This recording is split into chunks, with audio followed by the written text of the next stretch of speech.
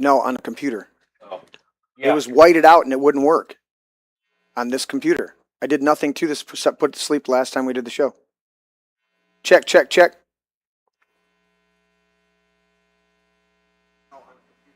There we go. Working now. Check, check. Okay. Sorry about that, everybody. I had to reboot that entire little computer over there that broadcasts out for us. So we missed all of that stuff. But I appreciate everybody sticking by. All right, we'll do that real quick again, since we already showed it up here. Notice this podcast is raw, unfiltered, and has a few fucking glitches every once in a while. We say Merry Christmas, Pledge of Allegiance, especially the part about one nation under God. Thank our troops for their service. Recognize 3 genders, male, female, mentally ill. As adults, we enjoy adult beverages. I already did that. We cuss. We do not curse or swear. Look up the definitions, please. We love Jesus, but hate religion and religious hypocrites. If any of this offends you, please leave. We also hate glitches. We hate glitches, dude. And tech gremlins. Dude, there's sometimes, there's nothing, there's certain things in the whole system and setup that you can't detect until you go live. There's no way to test it. So, in case the audience isn't understanding, from what I'm getting is that the little computer at the bottom bar, the audio was turned off.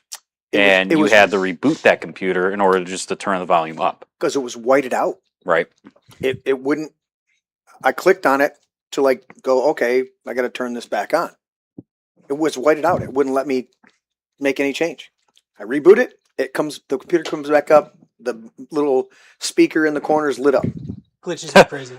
Dude. Dale says, you get nothing. Good day, sir. You get nothing. You lose. Good day, sir. Thank you. I wonder for that entire 15 minutes. They got nothing. Nothing? It would be really funny if it just only heard the soundboard of the gay fish.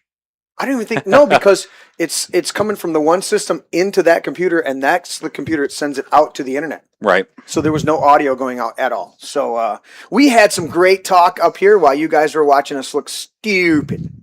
Well, I wasn't. Shout out the Patriot for pointing that out. Thank you guys. I and I get out of the habit, and when things are working right, of asking, how are we sounding out there, everything like that. But there's a lot of live stream podcasters out there that ask.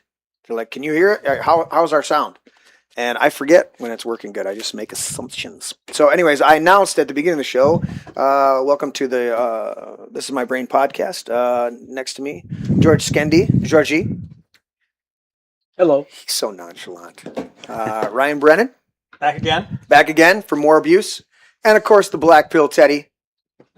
Scoot that way. That's right. Let's scoot over here. No, scoot over here. But you gotta be a little bit more. We don't want to cut you in half. Yeah. Apparently, we are marked safe from any foot fetishes tonight. What in God's holy name are you blathering about? Exactly. We're going to talk about flock and flock cameras. These flock cameras. Flock cameras. You know what? I don't even have I don't even have my paper over there. I was about to say, where's your hard copy? It told me that it needed to reload it, and I'm like, I pull it open, the tray had paper. I'm like, what are you talking about? I need to reload this. Anyways. What caliber you have to reload? Cardstock. Okay. That's that stack over there. All right, so George, you want to start with this, and I'm going to run over and grab my paper out of the room, or do we want, it's very simple.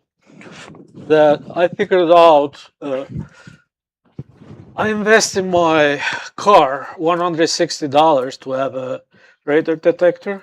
Yes, because it's get cheaper than getting a couple of tickets from the regime. Okay.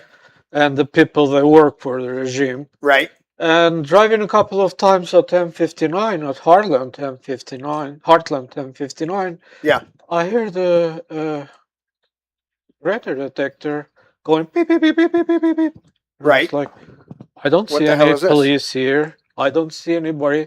Yeah. And one time I look on the right hand side, and right by the electric pole, this wood electric pole, I see a camera. A flocking camera. I didn't know at that time the name, and solar charger. Mm-hmm.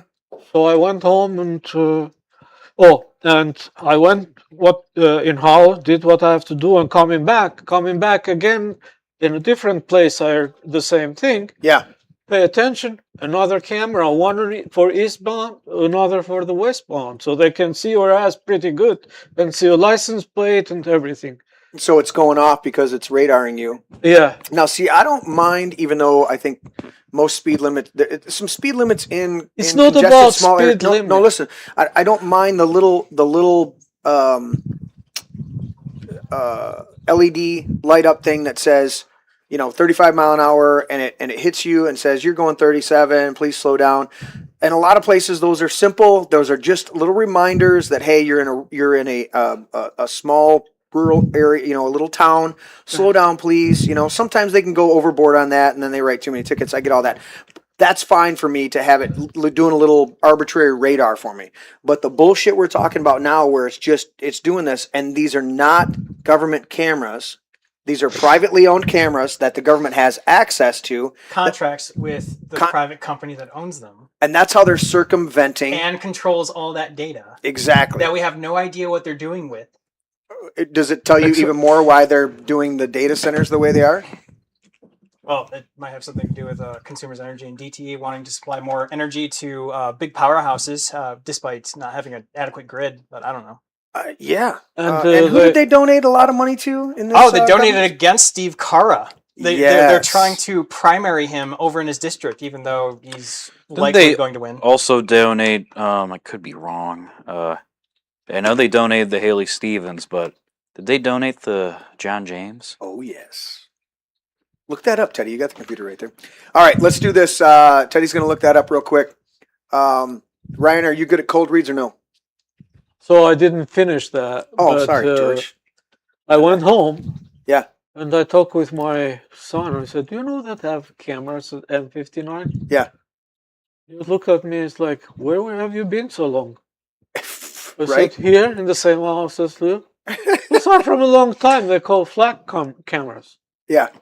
And my mind go back about a year ago when I was in a place in Europe, and I was driving after you come out of the tunnel, and you see those cameras 1, 2, 3, 4, 5, one by one. And I said to my friend, "What's going on here? Yeah, what the fuck is this?"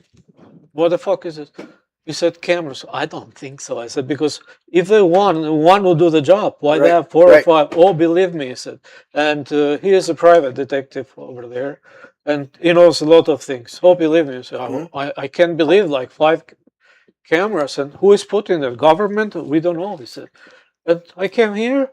1 year later, I figure out that, shit, we have here too. Yeah. Yeah. That's why I titled the show tonight, discussing the migratory patterns of flocks of cameras. Is that how I titled it? Something like that. Something like that. It was cool. Dale says now they are adding these flock cameras to those monitors and can mail you a speeding ticket. Right. Oh, yeah. Which they've already done that in several states with the those types of cameras where they would send you a speeding It's all ticket. over Europe, man. And every time they do it, they get out of control, and then the people fight back against it, and they got to refund a shit ton of people because it's bogus. So now they're just going to have private corporations do it for them, do the contracts, as you said, Ryan, and they're doing it. All right. So which one of you, Ryan or Teddy, you want to discuss or give us kind of a definition of what a flock camera? Do we know what the letters stand for? I don't know what the acronym stands for. I think that would maybe be Ryan. Flock is a company. Okay. The cameras themselves are what they call license plate readers. That's a colloquial term, essentially, because these cameras are capable of so much more. Yes, they are. So when you have these contracts issued, I'm not entirely sure about the exact details per se, but I know for a fact that these cameras are capable of facial recognition. They can not only track your license plate, but the make, model, color, dents, dings, and occupants of your vehicle. Facial recognition as well. The only thing stopping it from having those capabilities, by the way, is a software update. This is already tested and tried in places like China, for example, where they put these cameras up with the intention of protecting communities, making safer communities.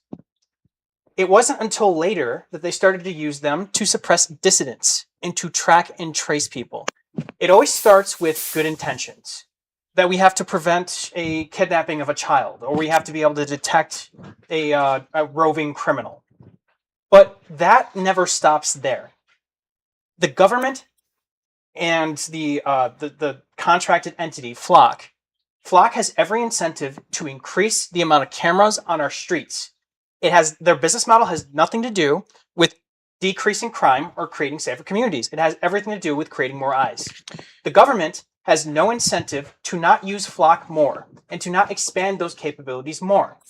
So the people that put them up with good intentions might use them for good intentions, but they will not always be the people in charge of those intentions. Not to say that Flock is a company that has zero regulatory oversight, despite the fact that government is employing and signing these contracts. They have no control over the data. Right. And their policies for how this data is accessed is faulty at best. And the data, I believe, is open source as well. So anyone can peer into Flock cameras, and basically, if you know what you're doing, you can trace someone and see what their daily routine is, and you could probably would invite more crime, as much crime as it prevents. Yeah, not to mention all the 100%. vulnerabilities that hackers have exploited. Yep. To be able to get access to this data. AI. Yep. I heard that AI now is even better than hackers. That they can go and they can do even better job than hackers. Yeah, and an interesting thing that you brought up AI as well.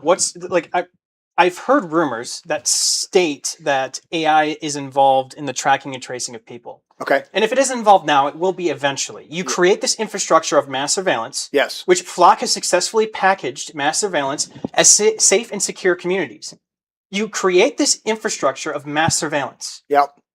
What's to say that something like AI, or just maybe at the least an intention of the government to create profiles on you, where you go, what you do, who you visit, which they have done for protesters, by the way. This is documented. Yes. Yeah. What's to say that isn't the next step?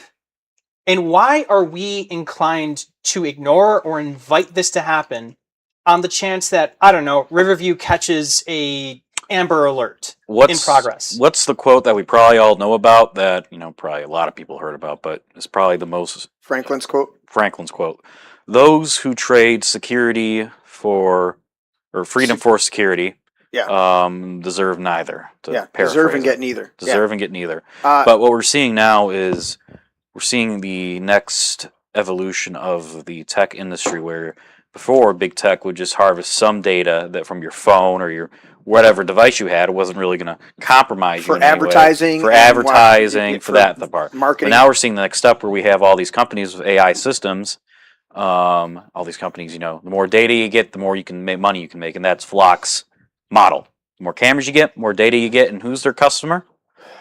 Our government. Government. Yeah, and it goes. Go ahead. Sorry. No, go. The government, and they pay those guys with government money. Yeah. And you know where government money is coming from. Well, You guys. Right. Paying taxes. We love you. Come closer to us so we can fuck you better. Exactly. Flock you better. I like this guy. Let's read this. Let me go to my wall brave. All right, there it is. Small print for you guys out there in the audience, but we'll read this.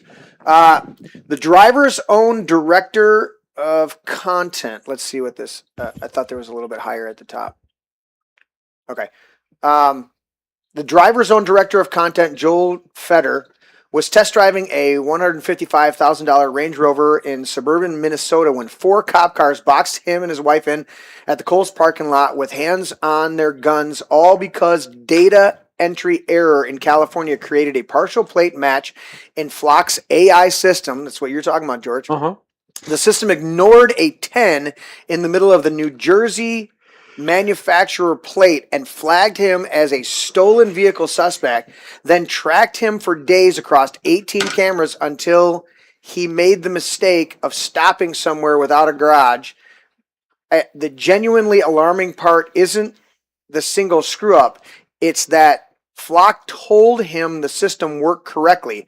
4 other cars were being tracked on the same bad data simultaneously, and the cops' advice to an innocent man afterwards was, quote, "You're lucky you're in Plymouth. In Minnesota, they definitely would have come at you with guns drawn." Minneapolis, Is it what I say? Minnesota. Minnesota. Okay. How one bad data entry in California turned a Range Rover test drive into a multi-day police stakeout thanks to new flock cameras. This is the type of unintended consequence bullshit that we're going to get, and it's going to increase. It's going to keep going on. Mass warrantless surveillance. Now, do we know which AI system Flock is using? Would you They know probably that, have their Ryan? own in-house. I doubt it. I think they're probably using, if I had to guess, Anthropic Claude model or something the military uses or something. I'll look that up. What was the other thing you looked up? Oh, the John James thing. Yes, he did take donations from a PAC that got a good amount of DT donations. How much was it? I thought he got quite a bit. Who was that? John John James James. took money from DTE through a backdoor pact. Like 40,000. Okay, Let me look that's here. enough for him. 40,000 is a small amount of money for being a politician. Yeah. Let's It's see. probably a dinner for 4 or 5 people. You know, interesting side tangent, but like, where does Consumers Energy get $1 million to throw out a primary campaign while they're increasing rates for people here in Michigan? Well, that's Yeah. it. They Well, just did 2 big, huge increases. That's over the last 2 because years. the board, what's the Public Service Board or something like that of Michigan, Mhm. which you're supposed to have at least one Republican on there, and there's 3 Democrats. They keep allowing these utilities to raise the rates because the boss of those people, person that put those people in, was the one that allowed all the data centers to come in and strong arm all these local communities. Who would that be?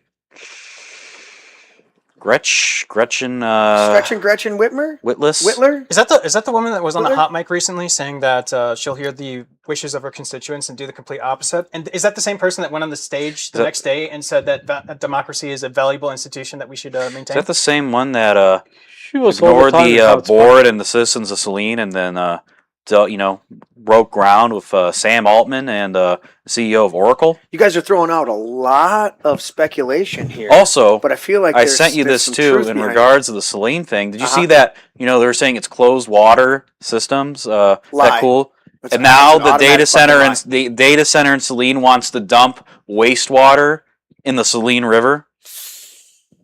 Say it isn't so, Teddy. I have changed the terms of the deal. Pray I do not alter them further.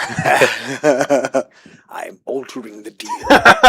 Pray I don't alter it any further. And I don't blame the people. They retire and they go and Go to live Florida? somewhere. No, in Alaska Oh. or somewhere where Oh, right. nobody is around them. Yeah. No, it's ridiculous. Teddy, what did you send me? Get a rifle and over there is the I think Is that the law of the Oracle? jungle. probably that. Can't remember. Oh, yeah, that is the one. This is the one you sent me. OpenAI Oracle Data Center seeks permit to discharge wastewater into Saline River. Because why not? Because they were saying originally that the closed loop system wouldn't generate any wastewater. Oh, is that why people in Saline are telling me that their river water recently has been brown? Is that what I'm hearing? Could be. I mean, they're building the data center, they're constructing it. It's maybe, Yeah, but but you it's probably going to be a guarantee lot. they're going to have runoff It's going from to that be a building. lot more. It's going to be Flint River quality, if not worse, in like the next And decade. you know what the problem with the Flint River was not, or the problem with the Flint water system was not, it needed to be updated, okay? And just the lead pipes, they were like from the But 50s. the lead pipes were fine with the cleaner Detroit water. You're up in the Flint River. And they switched over to the Detroit, or the Flint water, river water, which was far more acidic, and that's when it started leaching out the Right. lead out of the pipes. The pipes were fine and could have been systematically replaced over the next 20 to 30 years with copper infrastructure and a bunch of other things, and had no ill effect. They switched it to try to save money to a highly carcinogen, more acidic river, and that's what leached the pipes in there. When these people are doing this, they're going to put the same type of garbage in our waters. What are all But the... we don't even know what these servers are going to, what kind of wastewater all these servers are going to generate, really. Seems like... I want to say it was Kristen Megan Kelly. She was listing out the amount. It was one of our show Right, friends of yeah. the show, and they were listing out on one of their own broadcasts. Do you remember? Was it part of Grand New Party or anything like that, or Shane's stuff? I think it was me, you, Shane, and Kristen on that show. But we were talking about the specific chemicals. Yeah, Christine. Yeah, it was. And she was talking about all the chemicals that were coming out of the data centers. You know, and then we go, okay, how's this tie back? Well, what's going to have to process all of the information coming out of these damn flock cameras? These huge mega data centers. Well, it seems like the people that support the data centers are the same people that are going to say, well, why would you oppose the flock cameras? You got something to hide? Listen, the data centers are going to bring us 24 jobs. I have a ton of cameras in here for the studio purposes, and that's mainly all it is. Studio purposes, okay? I'm not signing a contract with the police department to also have access to this. You know when you have access to it? When I go live. You don't have access any other time.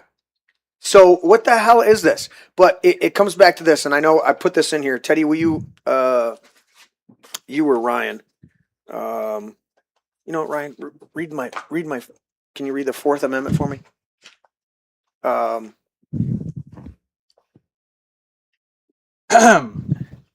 That's a good clear. The rights of the people to be secured in their persons, houses, papers, and effects against unreasonable searches and seizures shall not be violated, and no warrant shall issue but upon probable cause, supported by the oath of affirmation, and particularly describing the place to be searched, and the persons or things to be seized.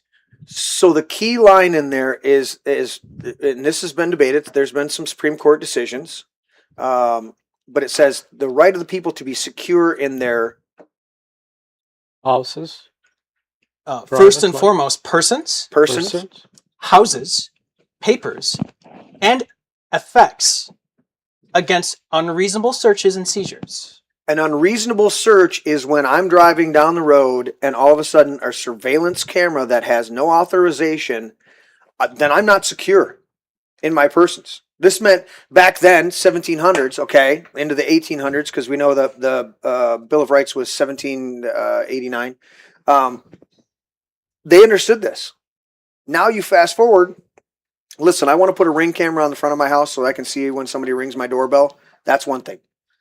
I want to put a couple cameras around my house because my neighborhood's getting a little sketchy. Or I want to see when the deer are coming in, or the goose are taking a shit in my lawn. That's my prerogative, okay? And if my neighbor has a problem because one of my cameras is turned a little bit too much into their yard, they have every right to have a problem with that and take me to court and make me turn that camera away from her, tilt it down so it doesn't hit their yard. So why the fuck are these people out there with the flock company? How are they circumventing? They're not getting public. I mean, at least the data centers, people are getting up in arms and showing up at these township meetings and stuff like that and calling these people out and making some inroads. There's never been a public discussion about these flock cameras in mass that we've seen populate that should have been. They just put them in, sign contracts with them, and they're harvesting the data and you're getting pulled over. Do you know what they say? Go ahead. Do you know what they say? Because I've been to these city council meetings. Yeah. What they say is, we had hearings on signing of the flock contracts. Me not showing up to a city council meeting is not in any way consent to be mass surveilled everywhere I go. Exactly. I did not sign that contract with Flock. Correct. If anything, you did, government. Correct. So you have consented to surveillance, so you should be surveilled. And I'll let George go to his point in a second, but here's the thing. The entire Constitution of the United States is either telling the different branches what their duties are or telling them straight up that you have no authority to take this away. What, the 9th and the 10th, right?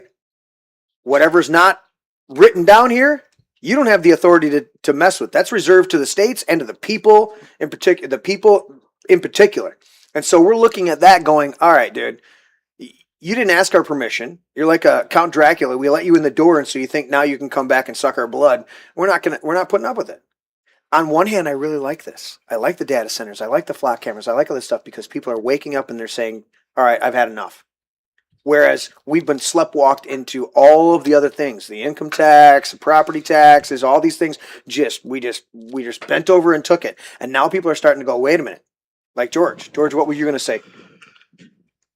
What I'm going to say is like I don't know how, and I'm very interested to figure out to know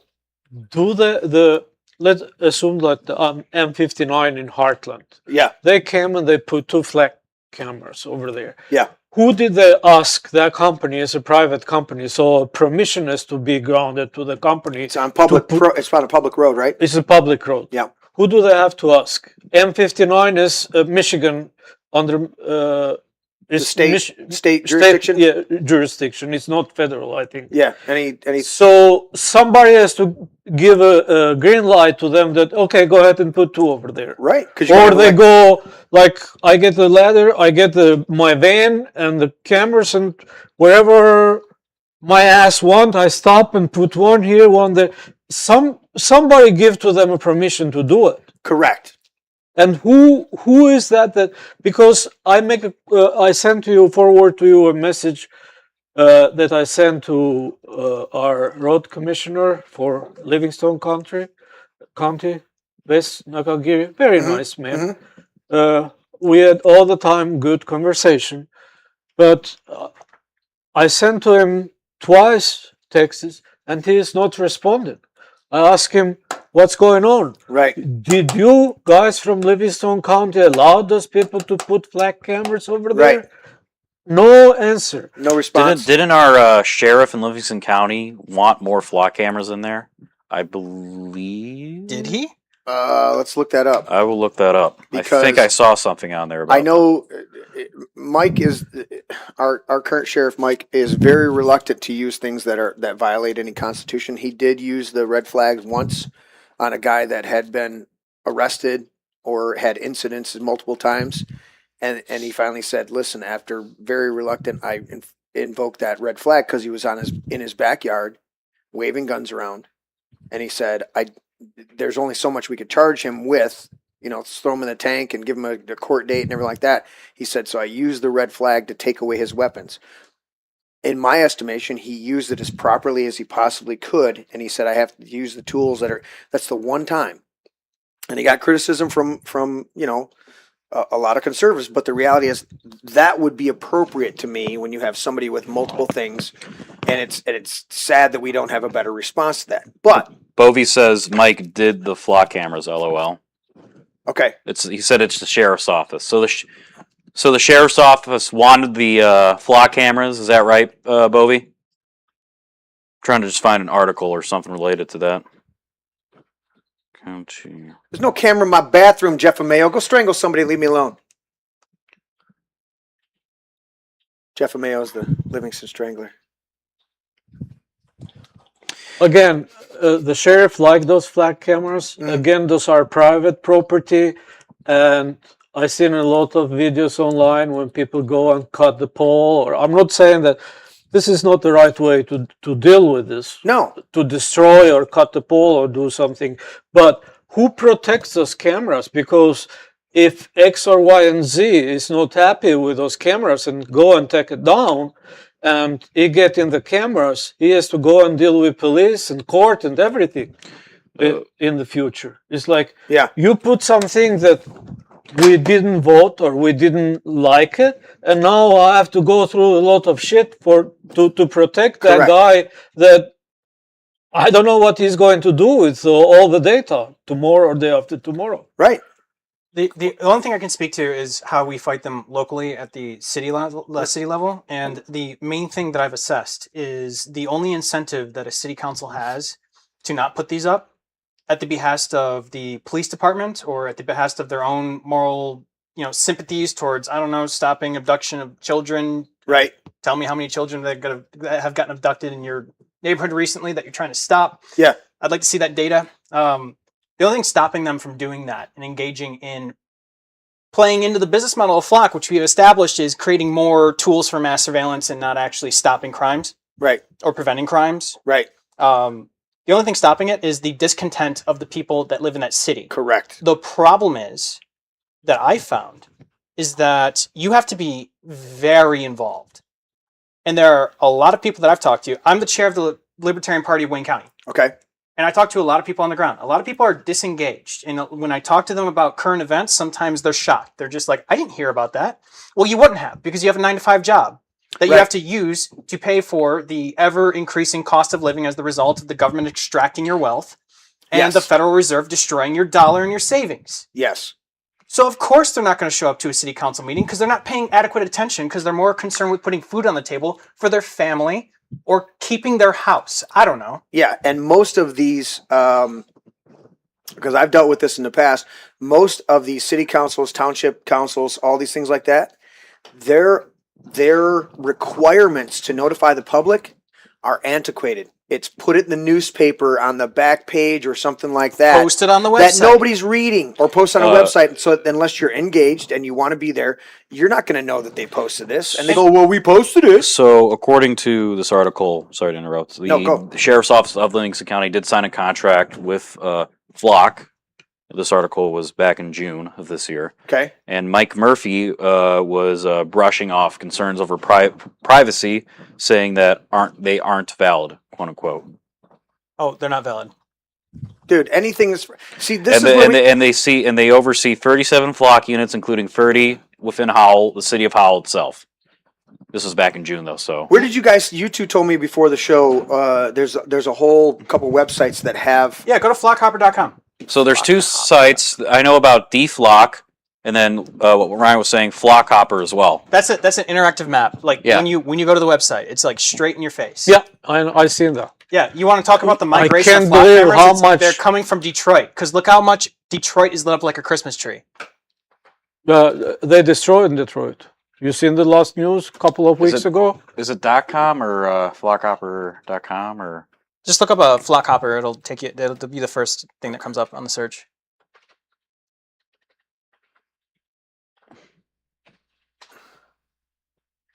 Oh, come on.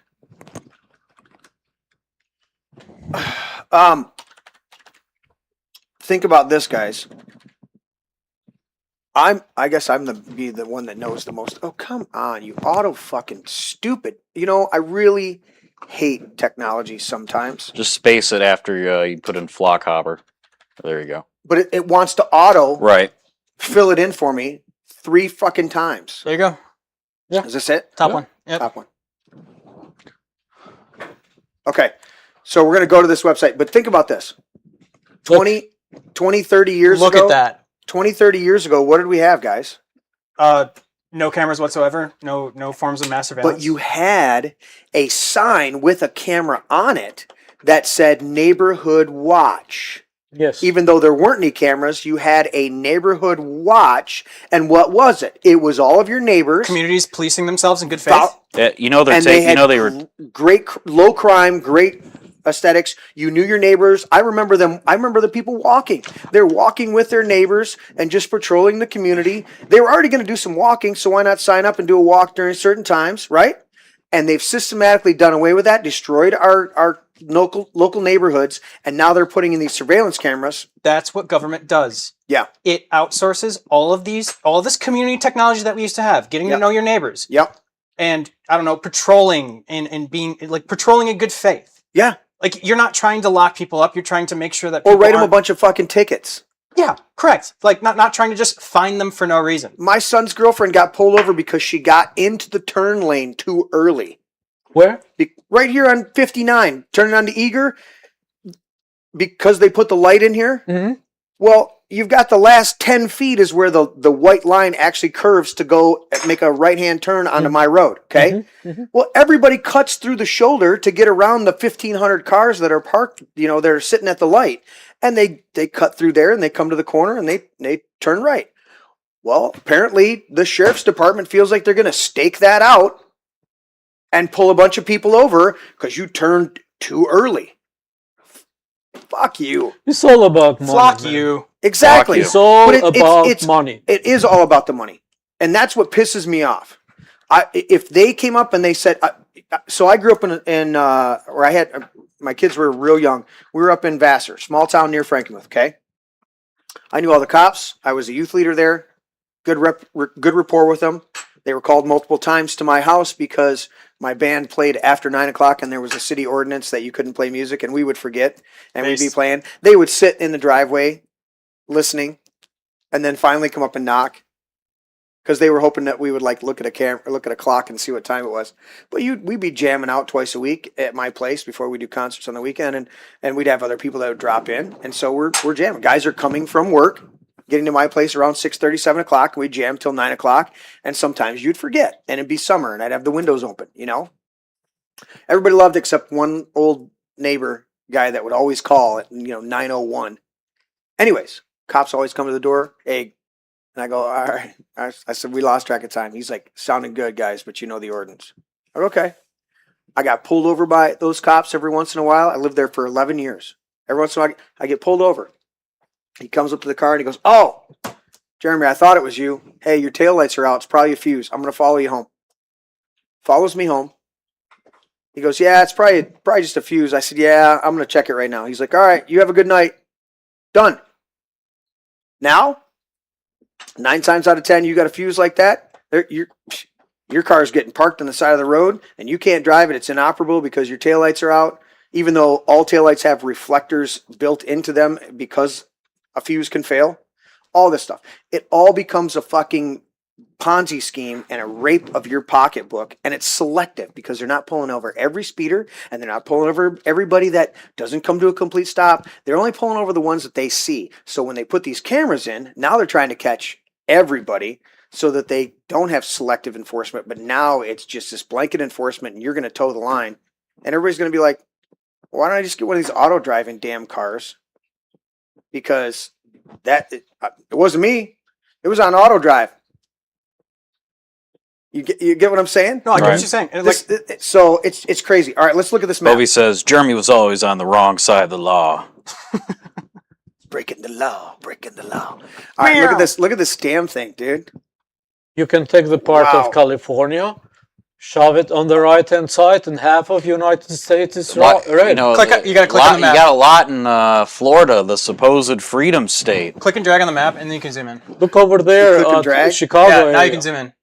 Look at Chicago area. Look over there, Livingston and Oakland County, and all the thumb of Michigan. Look in Boston and New York. Everything is fucking red over there. Look at Detroit. Look how lit up it is. You see the migratory pattern? I do. Migratory pattern of the flocks.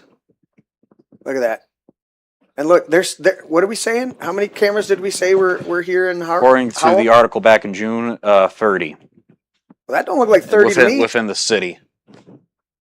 There's Howell right there. That don't look like 30. Maybe they removed some. I don't know. No. And look, here's Heartland. Wait, where's Heartland?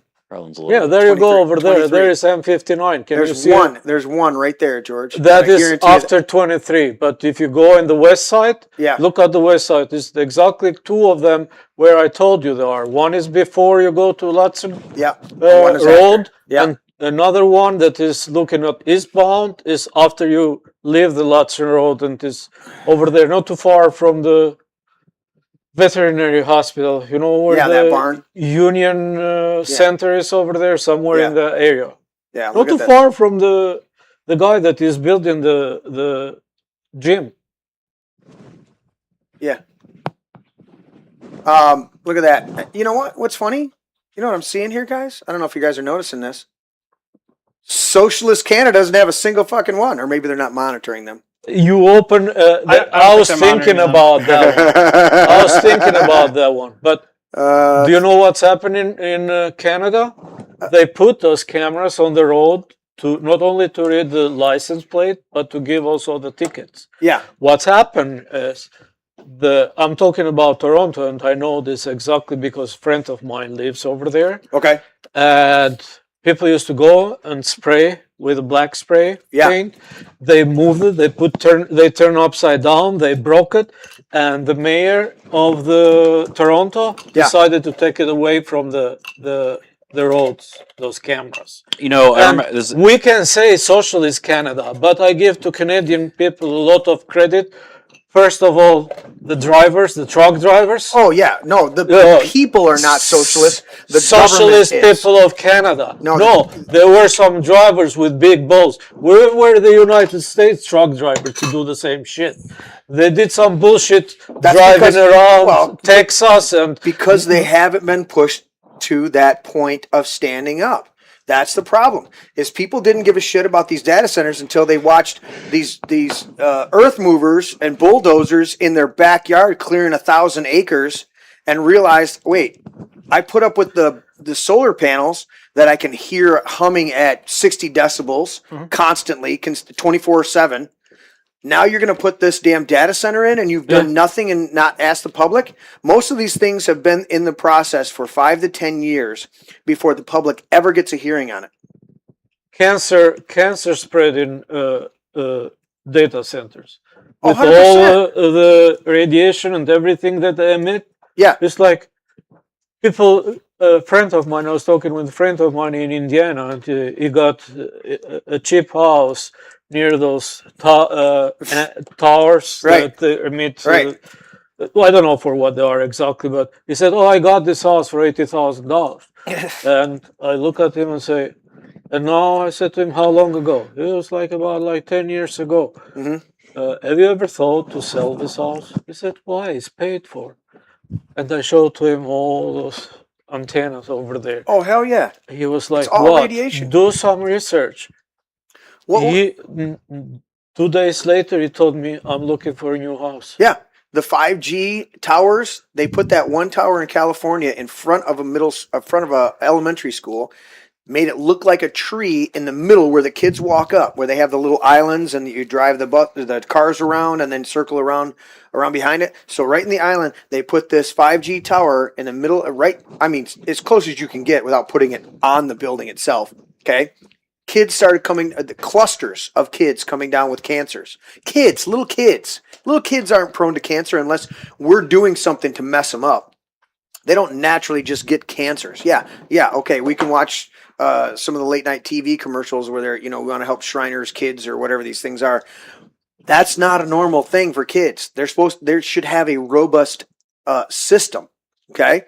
So when they're, all of a sudden you've got 20 kids at an elementary school that all of a sudden have cancers, they had to remove that tower from that in front of the school. But nobody thinks about that stuff. Not only this one, but I heard a story when I was a couple of years ago in Greece. Mhm. They put those 5G towers in the top of the building over there because there are high buildings. Yeah. And nobody wants to put it. So a guy who was living in the upper floor, he told them, "Okay, give me the money. How much you're giving to me, and I'll let you put it." They give to him a good amount of money, and they put it over there, but they mask like something else, like something for garbage or some storage place. When the neighbors and when the people that was living in the apartment in the tower learn about this one, they grab the guy from the legs and he'll hold him with the head down and say, "We've seen you do this again. You are going to figure out how quick you can go from 20th floor to the road." Right. So in the hospital, we have safety data sheets for all the chemicals that we have. But Yeah. no such safety data sheets, to my knowledge, exist for the technology that we're implementing and just speed running at the moment. Yeah. I No, was you're hearing exactly stories. right. I was hearing stories when 5G was first coming out or becoming more prevalent of the UK, where they put these towers next to residential complexes, Right. and people were coming down with strange sicknesses. Yeah. And just not feeling well. How about this? Even before 5G, generations before of cell towers, there was a whole forest in Europe that all the pine needles were falling, all the pine needles were falling off the trees, healthy trees. The needles are falling off because they put up towers around the forest that the frequency of the cell phones was the exact frequency of the length of the needle, and it was causing the needles to vibrate and die and fall off the trees. They changed the frequency of the towers, all the trees came back. You're exactly right. We're not testing this stuff. We're not seeing what the long-term damage will be. to the populace. And I think if they do know, sometimes they don't care. It's just like the pharmaceuticals. The pharmaceuticals will do a test and they'll go, you guys ever watch Fight Club? You guys watch Fight Club? No, we don't talk about that. Okay, my bad. But they do in Fight Club, he says, I work for a company, as I say, they install brake lines that fail after 1,000 miles. He's like, the failure, the cost of a recall, the cost of fixing it, the cost of this, if A plus B plus C equals X, if X is less than the cost of a recall, we don't do one. It's the same thing. All these pharmaceutical companies know the vast majority of their product is absolute poison. But they calculate out how much money they're going to make versus the lawsuit they're going to have to pay out in 10, 20 years from now. And they go, all right, we're going to make $500 million on this product.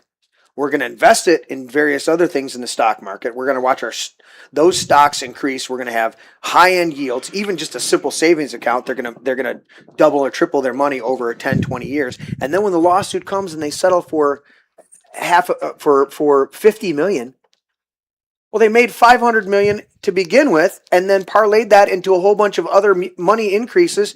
So they're like, "Oh yeah, product didn't work right." Well, people are dead. It's the same thing with all these other technologies. They're not even doing a calculated risk. They're just going, you know what? We don't care. We can weather the lawsuits at the end. Trust the science, man. Fauci knows the science. Listen, Trust the science. And Fauci we trust. on advice of counsel, I respectfully take the Fifth Amendment is my cause. I love, who was it? Josh Hawley, who was one of them. He is so hilarious. Dude, I love that guy. He goes, you got a pardon. You don't have Fifth Amendment rights. You are in violation of Congress right now for invoking your Fifth Amendment rights. How do you feel about that, Dr. Fauci? Upon the advice of counsel. He's just fucking tool, dude. Repeats it again. It's like ridiculous. I love that when they kick the lawyer out of the office. The problem is with the Fauci stuff is that it's just feeder, and as we know, and we're never going to see anyone involved with that get arrested. I know. But- That's unfortunately our black-pilled expectation. It's exactly like they give to us a little candy, and we think, oh, our Not even like, government is we're good. getting like the crumbs of the crumbs. I mean, what they arrest, like just Bolton, and he's just going to pay a fine. That's the only, the length of people actually getting arrested. Yeah.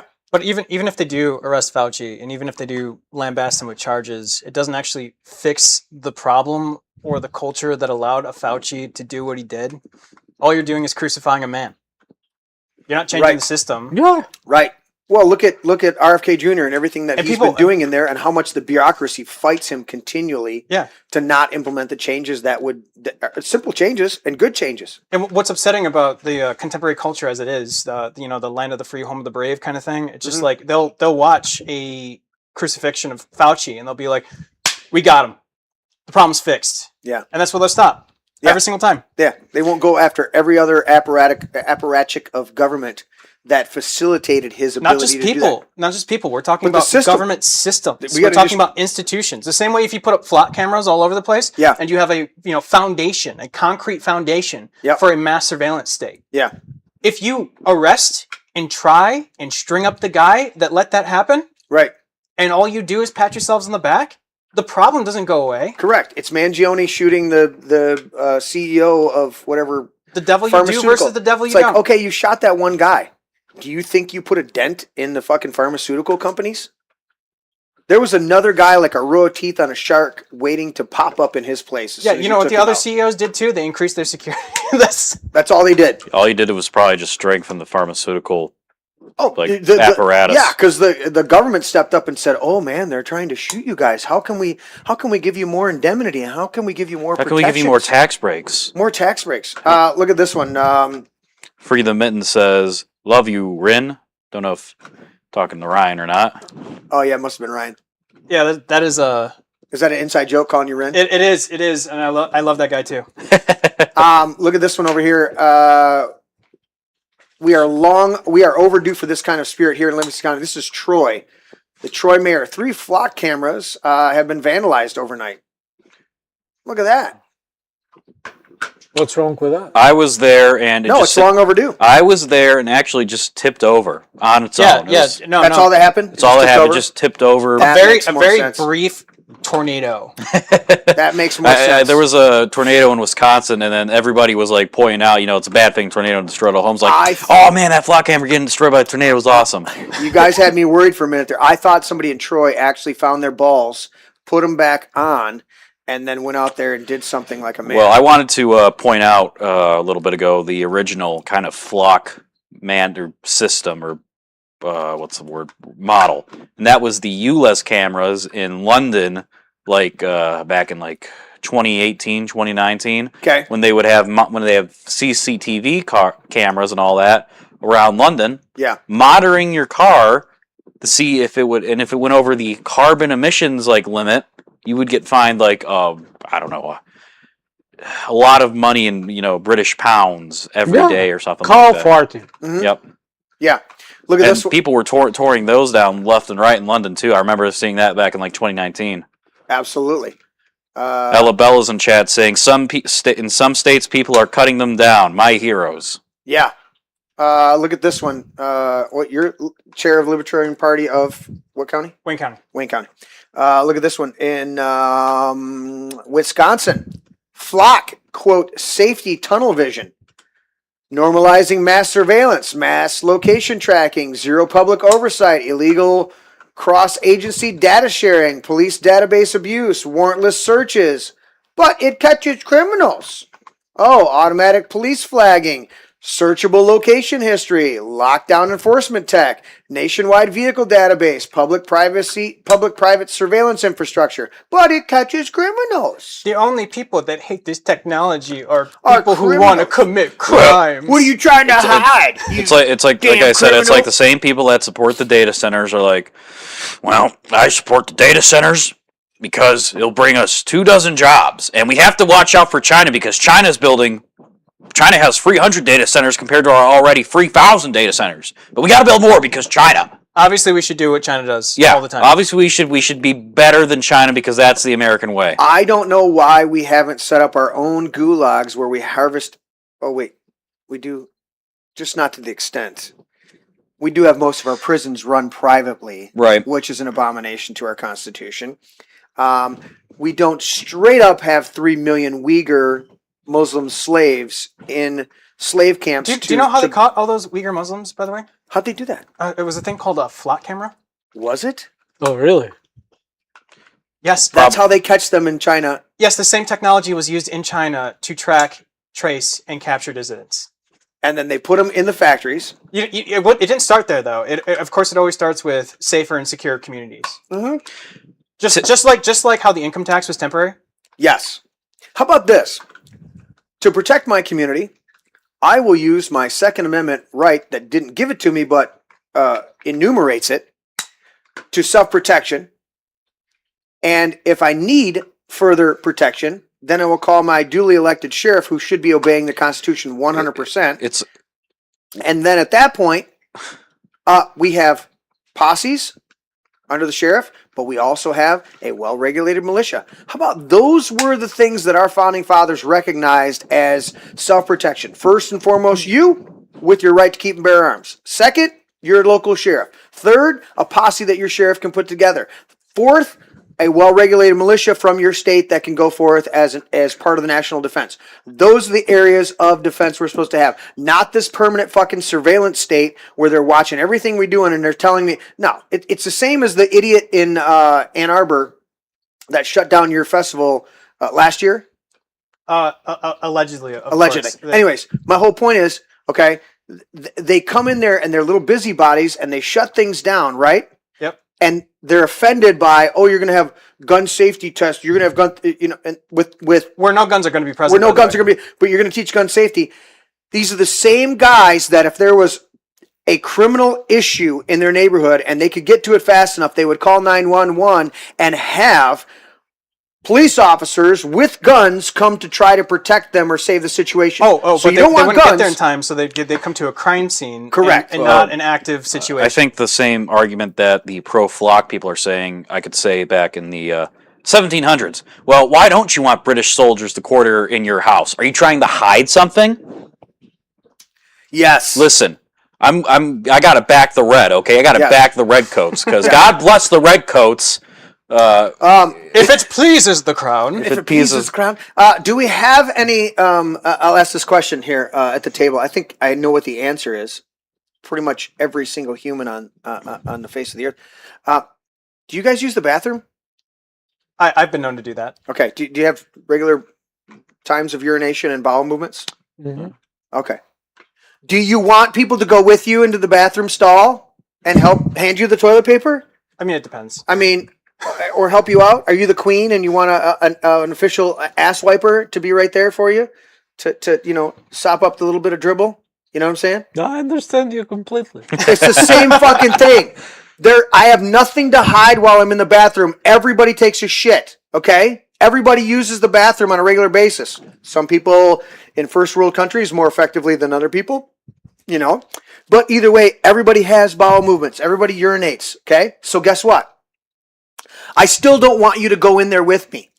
I still don't want a fucking camera in there watching me while I'm going. Well, you're just trying to hide something. I don't have anything to hide. I don't want you in my space. Okay? If I'm sitting in my truck in a public parking lot and I'm listening to music and eating my lunch, I don't want you to fucking watch me, even though I'm in a public parking lot.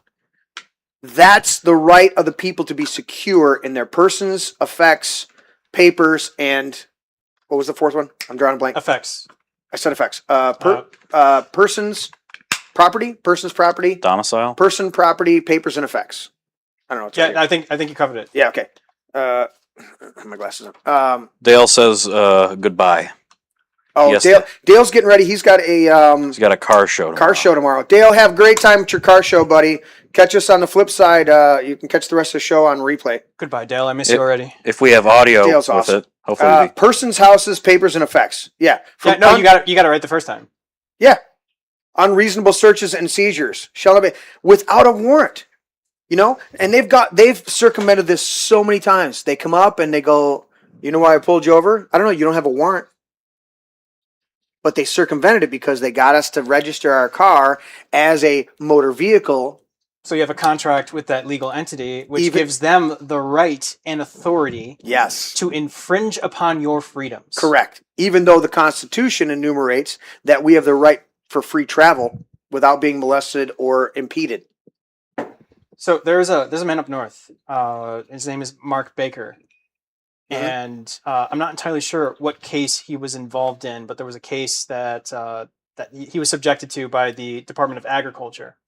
The thing is that he did not enter in a contract known as a licensure with that bureaucratic entity. Okay. So at the 11th hour, they completely and totally pulled the case because it was a civil case Yes. as the result Yes. of contract law, essentially. Yes. That's what it boils down to. Yeah. It was not a Michigan law, so state police weren't involved. Right. Local authorities weren't even involved. Right. It was all civil courts. Yeah. And we've been lulled into this sense that like we have to get our license, we have to do this, we have to do that, we have to sign this paperwork. Right. Do you actually know what you're signing? And Most people don't. your signature claims you consent Mhm. to the thing that you're signing. All the things on that paper. That's what you're signing. Right. A driver's license is consent for the police to pull find you. some sort of probable cause Correct. to infringe upon your rights. There's For example. Go ahead. No, for example. That was the example. My point. One of the things they do on a lot of traffic stops is they touch your taillight, putting a cop's fingerprint on the taillight.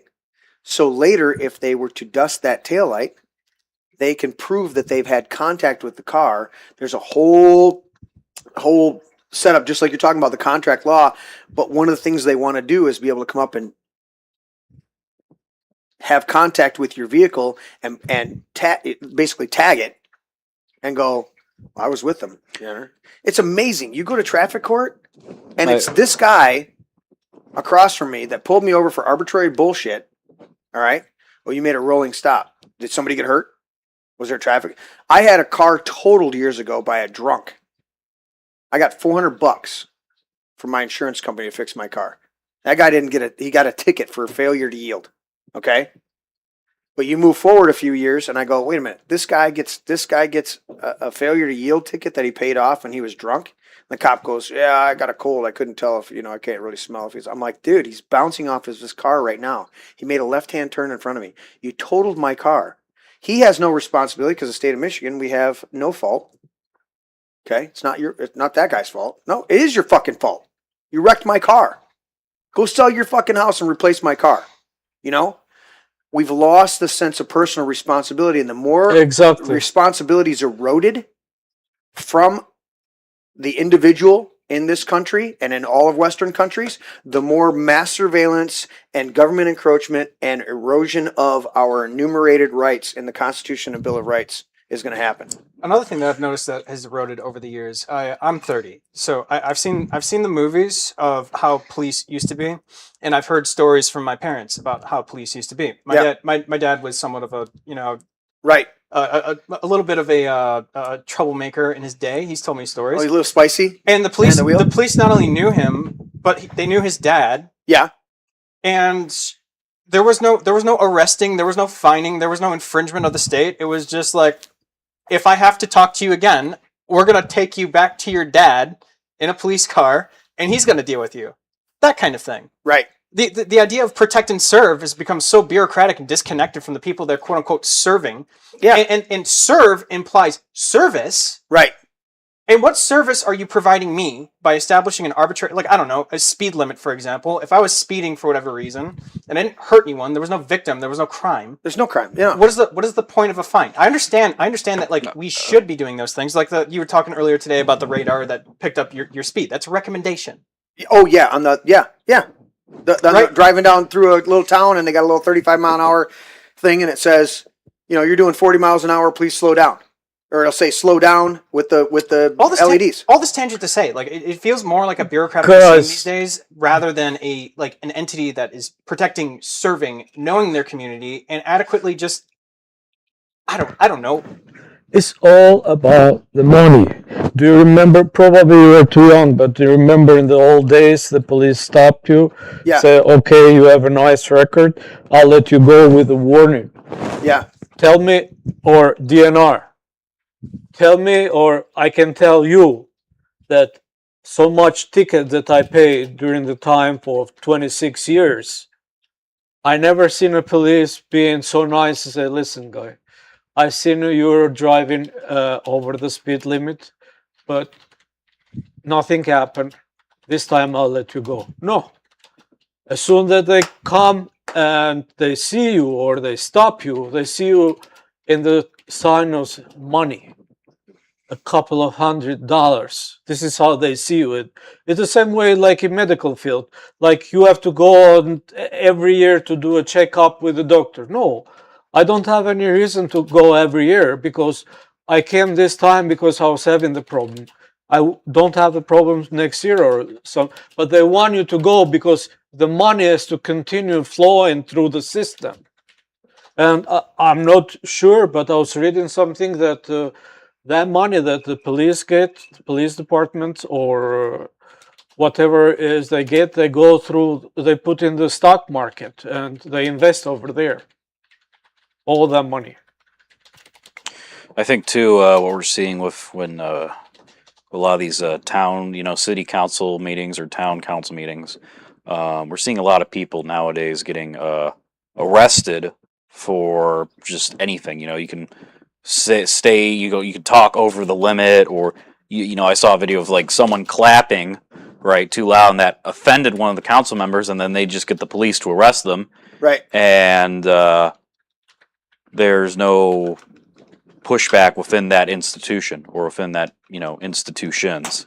But what we're seeing now is that we're just seeing the police for the most part, while they're losing like that community sense, we're just money dollar signs of them. Right. They're also just the ones that will be the staunchest defenders of, well, like we see a flock and how the law enforcement needs them, and if they don't pass the they'll hand in their badge or something like that dramatically, or the police union will have a fit, or the sheriff's department.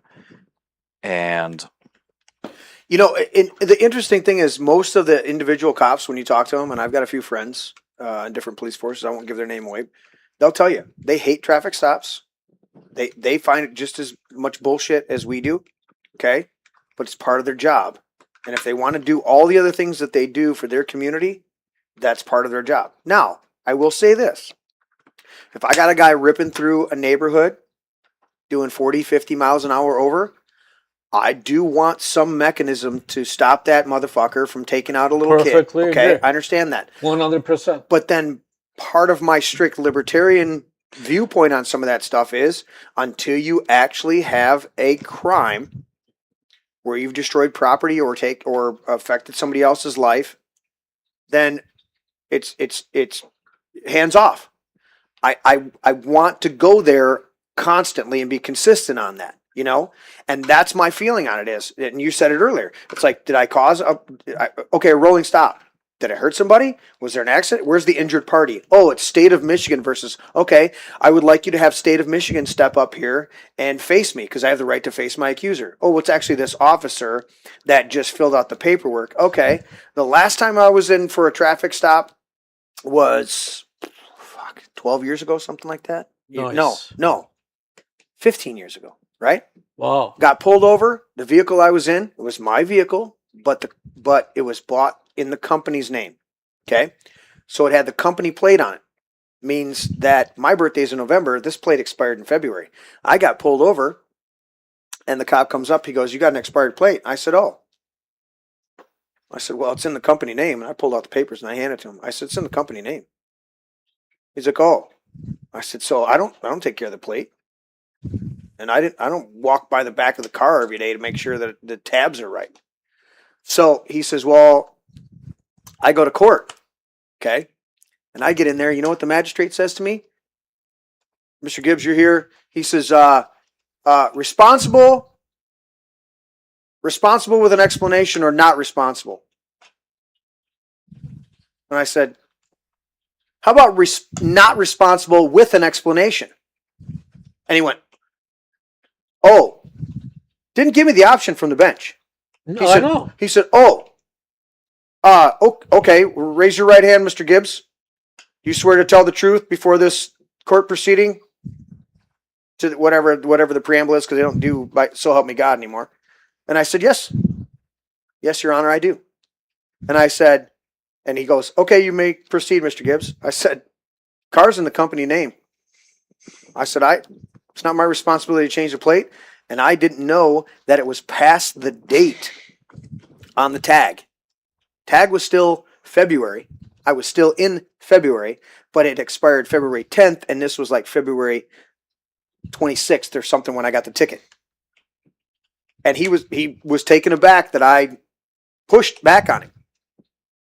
And he goes, "Well, okay, Mr. Gibbs, I understand that." And his company car, he goes, "You're within a month of it being expired, so I'm going to go ahead and dismiss the ticket."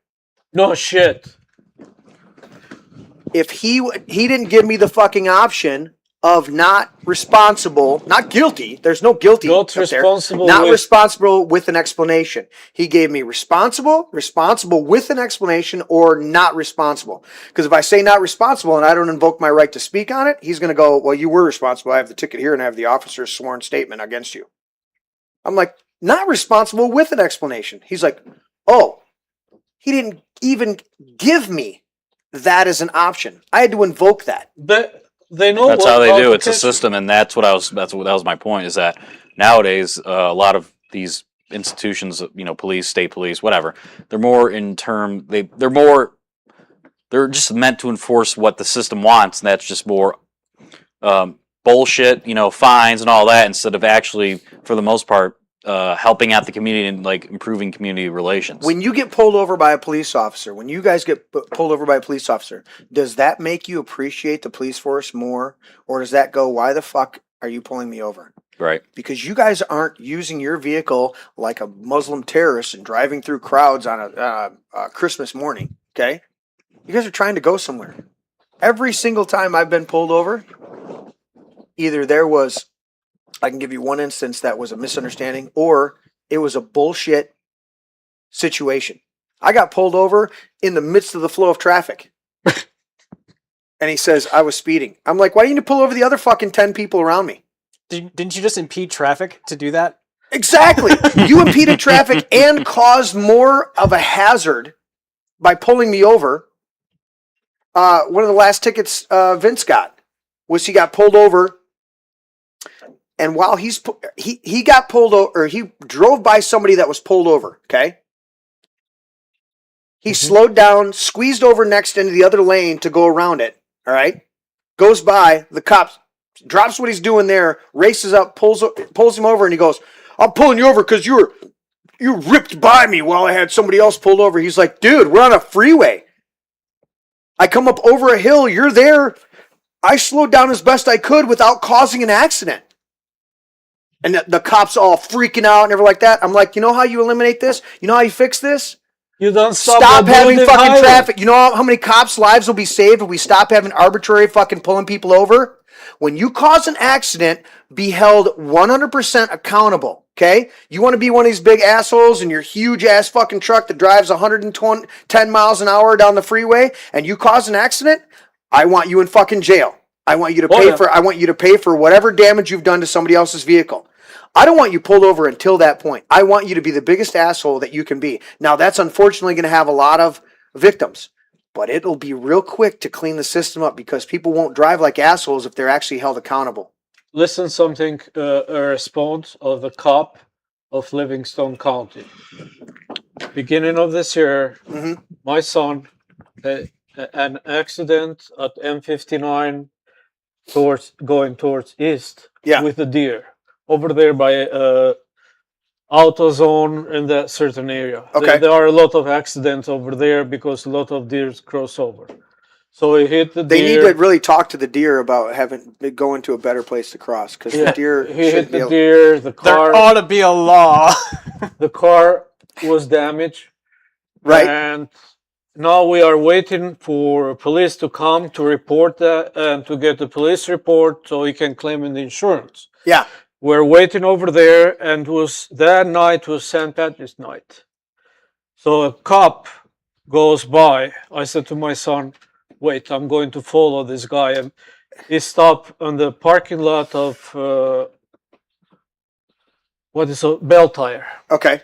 So he was talking with some guy. He followed up some guys, turned on the light. I was waiting until he was done with the guy. Yeah. And I said, "Excuse me, officer." I said, "I need a little help from you. What is the situation?" He said, "You see over there where those lights are?" "Yeah." He said, "I see. My son had an accident with a deer, and we're waiting for an officer to come and to write a report for this accident." "Oh, today it's not my job today because today I have to catch only drunk drivers. Oh my God. I have to catch only my drunk drivers. Only my drunk it's drivers. not my job today." Yeah. And I was shocked. Somebody told me, "Didn't you take a picture of his face or ask him about the badge number?" Right. I said, "No." I was so shocked that I didn't know what to do. Yeah. It's like, what the fuck are you talking about? You can pick and choose what you want to do tonight? Of You are a course. police officer on the road and we pay you to be over there for us. Right. No, that night he wasn't for us. He was looking for drunk drivers. I don't give a shit. You can catch all the drunk drivers. Yeah. But if my son was hurt and he was waiting for some help, you are going to tell me you are waiting to catch another drunk driver and you can come over there? 100%. Piece of shit. Piece of shit. And that's the thing is, if they were actually trying to help us and help our country be better, we wouldn't be dealing with this shit. We wouldn't be dealing with it. But they're not. They've become just like the highwaymen of during the Revolutionary War. Okay, they're just extorting money. I mean, there's a reason why they didn't like Matthew in the scriptures in the New Testament, because he was a tax collector. If only the bandits of the past realized all they had to do is claim a geographic area and call themselves a government, they could have gotten away with it. They're rolling in the graves right now. Exactly. I was trying to find it. I think it was Joni Jojo or one of my friends posted this earlier, and it said had to do with deer. You sparked it with the deer, and it said so they can arrest you if you shoot a deer out of without a permit, without a license. Mhm. But if the same deer jumps in front of your car and destroys your car, the state's not responsible. So the state's going to take complete authority if you shoot a deer or harvest a deer out of their control. Mhm. They have total control over the deer for hunting. But when a deer takes your car out, they're not going to pay a dime to fix your vehicle. So- I'm like, wait a minute. You have total control over the deer for hunting, but not any control of the deer when they destroy vehicles. And they know this is a problem right now because they have to put out more deer hunting, more harvesting. They help civic organizations when the deer populations start to get out of control because they know we have more accidents the bigger the deer populations get. So DNR control over the deer population essentially has led to a overpopulation of deer in the state of Michigan. Am I getting that right? Yes. And would that have anything to do with a tick problem that's burgeoning right now? That and and increased wasting disease- automobile accidents. That and wasting disease. Yeah. No, they're doing a great job. What are you talking about? Yeah, Right, come on. all that's still in taxpayer money. It's going Mhm. it's going to good cause. What's he say? Tim saying the two. Oh, he said he got pulled over. Go ahead. He got pulled over the day, expired tags in Roseburg, Oregon. He was driving for an old man who was in recovery from a wreck. And then he says no one checked the tags on that truck in over a year. And the local PD officers were chill. Well, one interesting thing about this is the tag situation on a lot of vehicles. It's been amazing for me for the last 4 years just watching because you had to wear a mask and do the Fauci distancing and do all this stuff. So you couldn't always get into Secretary of State. And so they were like, yeah, your tag's a couple months expired, but we know how hard it is to get into Secretary of State. So you got to get it taken care of. I'm not going to give you a ticket tonight, but you got to get it taken care of. And you go, oh, wow. Whereas before, fuck, they might impound your car for being 10 minutes over the fucking expired date. You're like, what the hell? Speaking of that, I do have this newly released authentic picture of Dr. Fauci. I don't know if you guys seen this one here. This is Dr. Fauci. That's him without makeup. So he's a rat-like creature, but yeah. Get that fucker on a flock camera while he's harvesting millions of dollars, right? Dude, I tell you what, Teddy, I'm black-pilled with you right away, completely. But I'll tell you what, watching these hearings with that fucker having to sit there, it's not even, you don't even see any arrogance left in him. Even though I expect a little beach out of that. He is so, it's like his narcissism has been completely destroyed to the point where he just goes, I think the Biden pardon did more damage to his reputation than what would have happened anyways. I mean, How do you even pardon a non-crime? if you get pardoned, then that implies that you committed a crime. Yeah, like how do you get pardoned in the absence of a charge? And it's preemptive, and that's what they're telling him. From Josh Hawley to Rand Paul to all of these, everybody that's grilling him, and everybody is. Everybody on that whole committee is grilling him. They're all going, dude, you don't have, on the Republican side, they're like, you don't have a Fifth Amendment right to protection. You got a pardon. You're fucked. He told him. Josh Hawley. Oh yeah. He told him. Yeah. He says, you know what? What'd he say? He goes, what'd he say? You're the worst. I saved that one too. He's like, you're the worst. He is such a good. Oh my God. He has such a talent when he speaks and take place in the Congress or whatever. Yeah. He is such a talented guy, and he knows a lot of shit before he goes at the front of the camera. I really like that guy.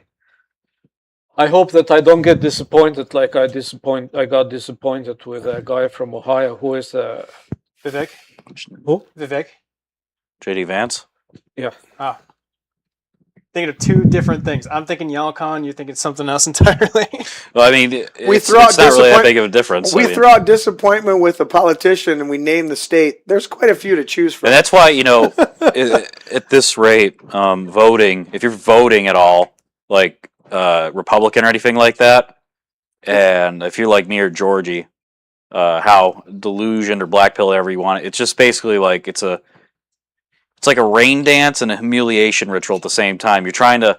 It's like the equivalent of you're sacrificing an animal or a human or something and hoping the rain comes or something like that. It's like that feudal. Or it's like just oh well, I'll just vote harder next time, and then maybe they'll help me out. And then Teddy, we got this great movie that we want to pitch to you. Okay, you're going to be the star. You're going to make about $10 million. That's what we're going to do for you, right? It's a great movie. You're going to love the script. Everything's set. Okay.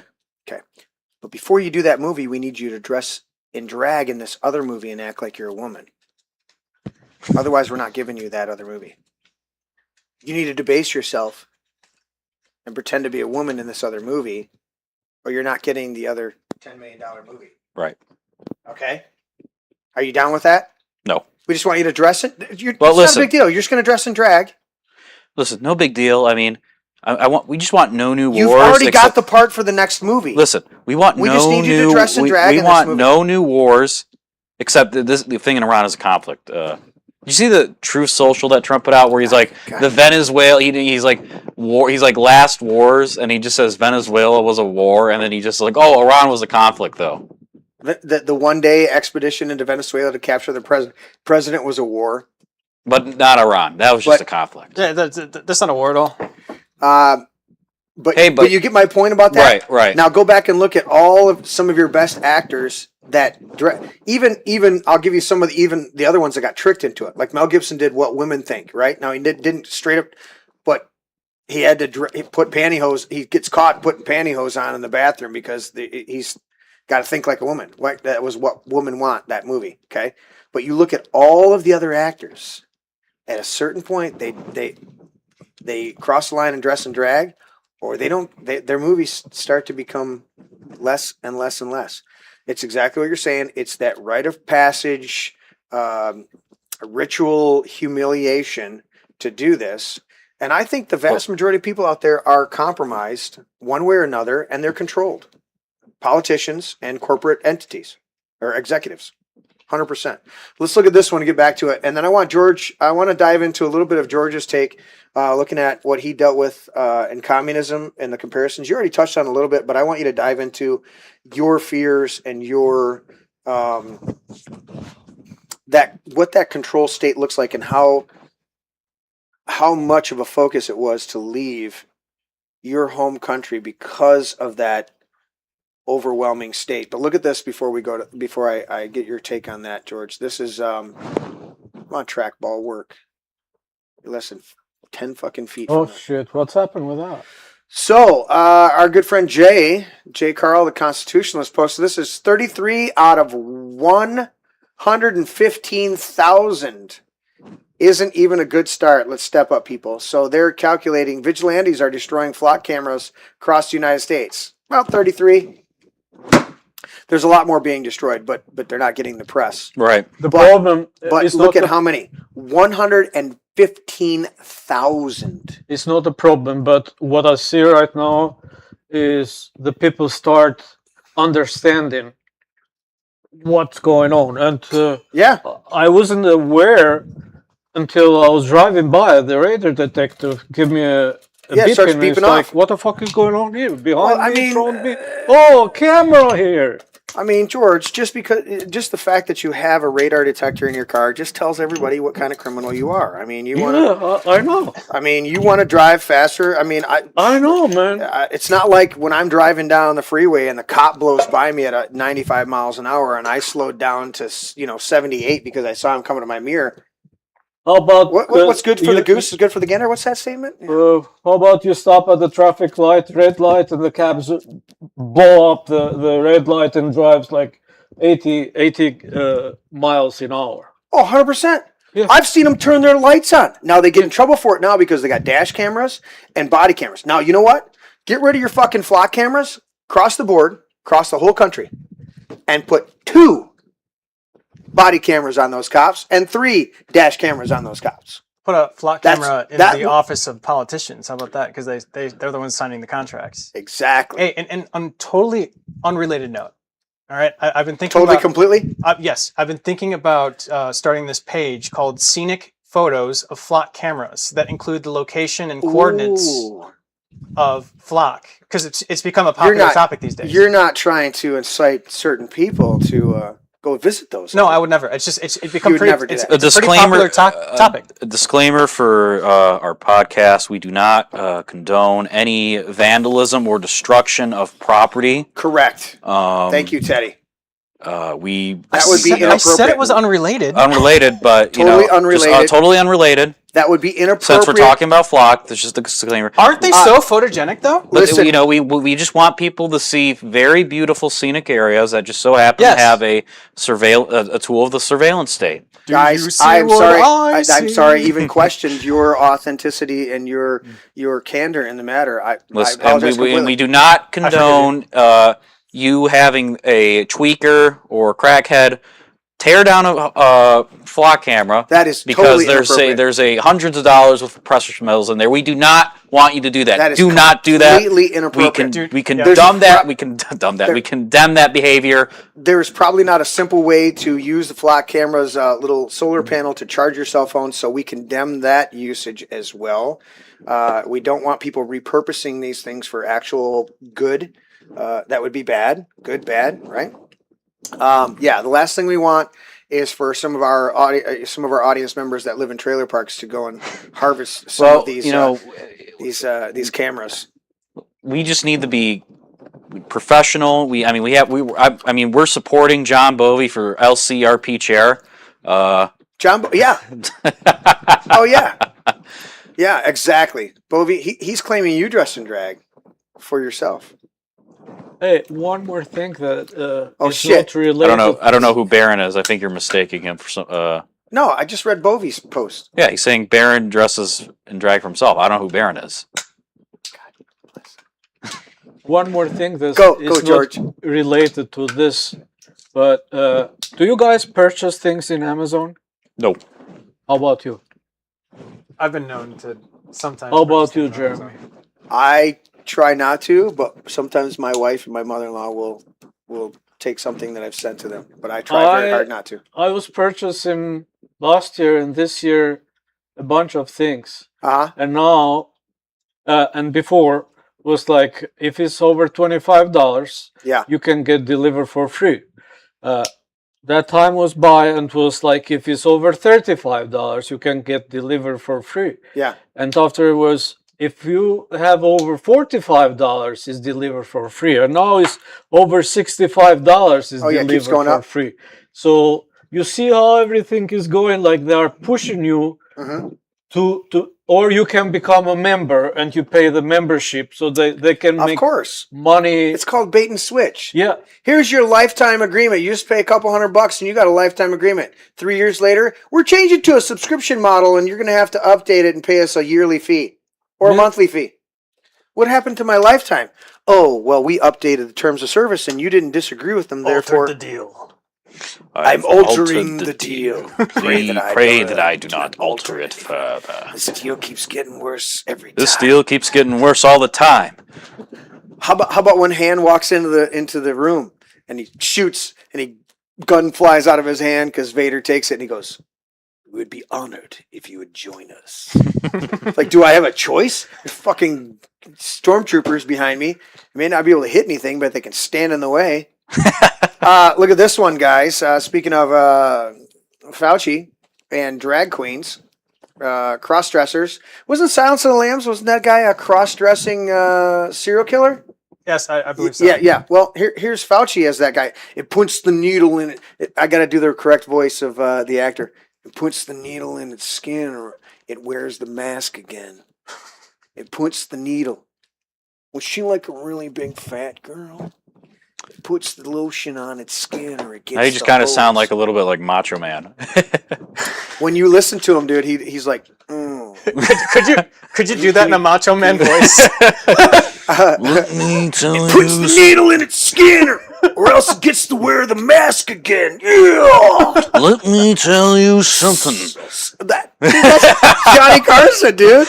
That was a Johnny Carson. Stick with that one. The Science of the Lambs. I'm going to tell you right now, brother. Put the needle in the skin or you get to wear the hose again. You will not disobey the flock cameras.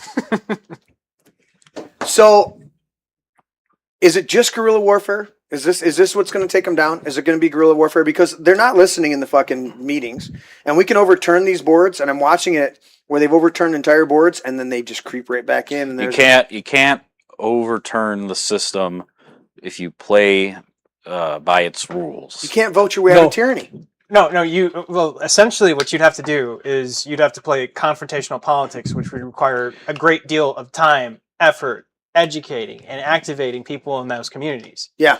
So there are simpler solutions to that. Okay. I won't name them because I'm not a federal agent. Right. But essentially, short of scaring the hell out of officials by costing them their jobs, Right. making it known that they're not liked in their communities, Right.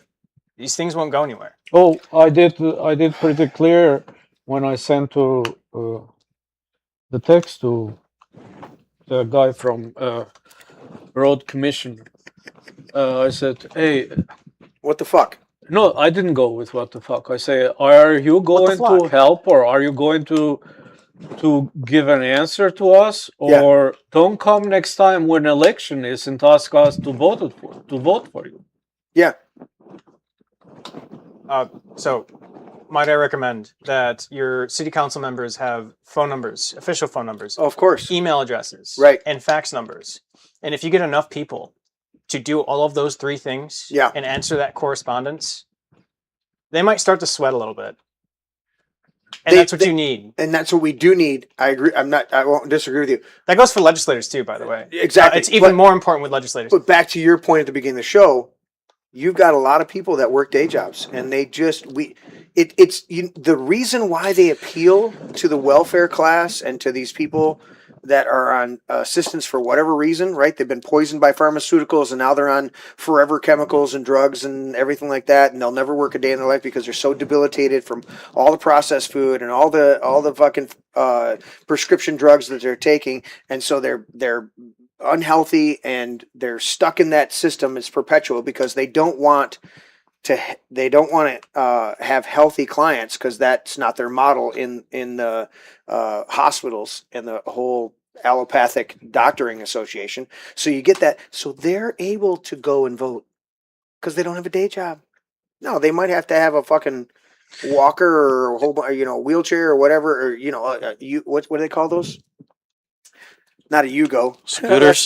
That's the old Yugoslavia cars. Scooters? Yeah, but they have names for them. I just call them scooters. Rascals. Everybody's got a rascal. The rascal scooters. Like the Walmart? Look up you never seen the rascal scooters? I just call them I'm gonna scooters. look Probably seen them. But you have another thing. This is like Tyrone too. They were scheduling meetings, planning commission meetings, and anything related to data center development in Tyrone. I don't know if this was in Howell too. While people were, weekdays, while people were working or 100%. getting work. So 100%. these people aren't a lot of these people in these city councils, town councils are very malicious, and they may or may not, probably not. They probably didn't take any money or backdoor gifts or payments from these. What are you saying? Like an NDA? Like they signed an NDA? They signed an NDA? Listen, I'm going to make you an offer, and you're going to sign an NDA. I'm going to make them an offer we can't refuse. It's going to You make. can't refuse. Did you guys see that? There's a rascal. That's only $700, 300-pound capacity. So it might Oh, not that's work a for a lot of- I rascal. think we need to get one for Bovey. That's a Oh, well, no, rascal. it's only, that is a no, it's 300 lib capacity. I think Bovey needs a stronger, You think so? more durable You're one. calling him out, dude. Somebody at the job site today. Somebody played me. They played me. The wheelchair warrior. It was a video of. It was out of sync that he was playing it to me, but it was a video of White Snake, right? Hmm. But it was called Wide Snake, and it was just the whole band as fat people, and the chick that's jumping across the cars and rolling across the cars and looking provocative was like 350 pounds, and she's smashing the hood as she's doing it. It's like, and what was it? I'm trying to think of the song, but it was white. It was. Yeah, it was hilarious, dude. I don't have it ready for you. So What do you got? speaking of this website, actually, what you can do about Flock is on this website too, What the flock? which is usually what the Flock. I should have mentioned that earlier. Yeah, today. you can enter your zip code. Is that what you're No, you thinking? got to scroll down. Oh, you can get the app too. Yeah, so there's an app that tracks these things. There's an app that can route you in a way that avoids flock cameras, for example. Ooh. Okay. Do so something they- about it. Is this they an action plan to created the destroy them? website. Yep. Well, that's no. Well, no. But It's in an a action way, plan. sure. Drive around them. Report the camera when you spot it. Spread the word. Another caveat with this thing too is that it's a little bit more expensive to drive a little bit out of the way, and these days. What's your privacy worth to you, sir? Well, a lot of people. The government owns the roads, Teddy. Well, the government is responsible for the gas prices going up considerably in the last few months. You mean it's not all Trump, even though we have some Well, issues with him? Look, guys. It's not all Trump. You think it's Gretchen Whitmer? Well, we who have the passed 50 cent. We have the 50 cent gas tax. but- Actually, Yeah. that was a woman named Angela Regis. What? The increase in the gas tax. Not our Angela. Yeah. What? Yes. I was as surprised and upset. Say it isn't so. You can look it up if you'd like. Who's this? I want to look it up. Tell me more. What was the? When the gas tax increased in the state of Michigan, she was one of the sponsors. I'm confident in that. Are you shitting me? Who is this? Well, no, I'm not. Angela Regis.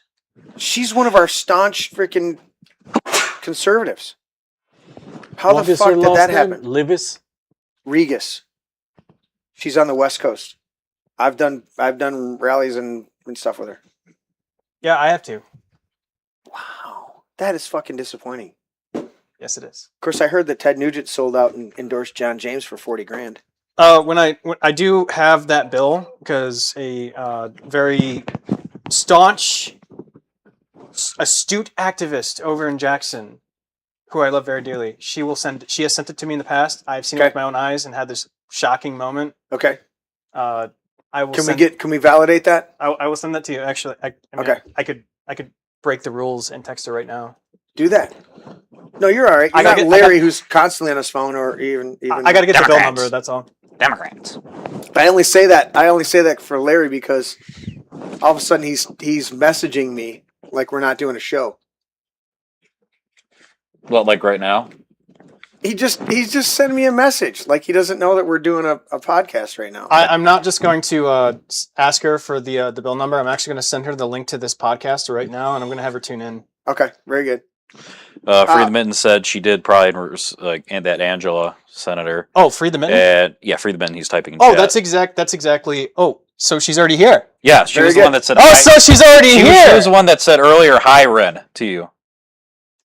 Oh, you Okay. didn't tell me Free the Mitten. I would have. I thought I said Free the Mitten. I just said I thought It I doesn't said sound like Free the Mint when you say it. It sounds a little bit like Freedom In. Free the Mitten. Come on, Come on, Freedom In. Come on, man. Freedom In. Hey, Shelly, can you send me the bill number, please? And I can get this on screen right now. Put it in chat. Yeah, you can link stuff in chat too. Yeah. Easy there, Snurfles. That was a good one. Oh, I have sniffles like Zelensky after he takes his coke. Ooh. But is it Parmesan cheese in the carpet? Maybe I don't know. He probably sniffs the coke with like his $100 bills that he gets. Let's see. What? Dude, everybody's popping in now. Look at that. So Larry Parsons sending me stuff. I don't even know what these are, guys. I just see it's like Fox News. So Democrats. I love all of you guys, but I've learned in 6.5 years of doing this podcast, I cannot click on a video that you guys send me. Why? I don't know what the fuck I'm gonna get, dude. And if it's not, Tim said this in chat, and he said this on Facebook to you. He's like, "Tell Teddy I want AI for my video, and I don't sound like that when I'm impersonating like the pro data center AI people. I'm not trying to sound like you, Tim. I'm trying to sound like some older people around here that, not generalization or not trying to name a single individual, just some older folks. Yeah, so Larry's already sent me 2 things. I don't know if they pertain to the show. I don't know how they fit. But let's read this one, guys. This is from our very own Trey Ho. Yeah, why does that pop up? Trejo. The Grand New Party is spearheading a bipartisan, locally funded coalition to ban all Orwellian surveillance cameras in communities across Michigan. Consider what these systems are enabling. Consider what these systems would enable during the next COVID-style emergency. With the flick of a switch, vehicle tracking could enforce quarantine zones, monitor non-essential travel, identify those who fail to comply with whatever mandate the moment demanded. Personal liberty would immediately become a lost vestige of the past. The same infrastructure lends itself to other nightmare scenarios that should alarm every patriot nationwide. Imagine systematic tracking of citizens traveling to gun stores, ranges, Second Amendment events, feeding databases that later justify the red flag actions or selective enforcements. Imagine monitoring attendance at political rallies, church services, school board meetings, or protests against progressive policies with patterns used to identify and pressure dissenters. These actions have already happened under previous Democrat administrations, and would be supercharged under flock camera surveillance, and it would be easy to take another scarier level. Imagine the network integration with digital identification and the future central bank digital currencies so that the movement itself becomes a conditional privilege. Then I'll stop there. Here's an interesting thing. We've known, I know at this table for a long time, that our TVs and our other devices are spying on us, recording us. All right. We know that our phones, if you say, hey, Google, and it pops up, then it was listening the whole fucking time. Right. If you say, hey, Alexa, and it's in the room, it's saying, what do you want? It was listening the whole fucking time, waiting for you to say that. It didn't just respond in that moment. Okay. The difference is, The link is in the chat if you want to click on that. Okay. In a bit. Sorry to interrupt. the difference is that we have those devices in our homes, and we have learned how to navigate that to a certain extent, right? For the most part. That's in Yeah. my home. Yeah. That's targeted advertising. That's monitoring me for. I actually don't get angry when Netflix or Paramount Plus or something makes a suggestion based on what I've previously watched.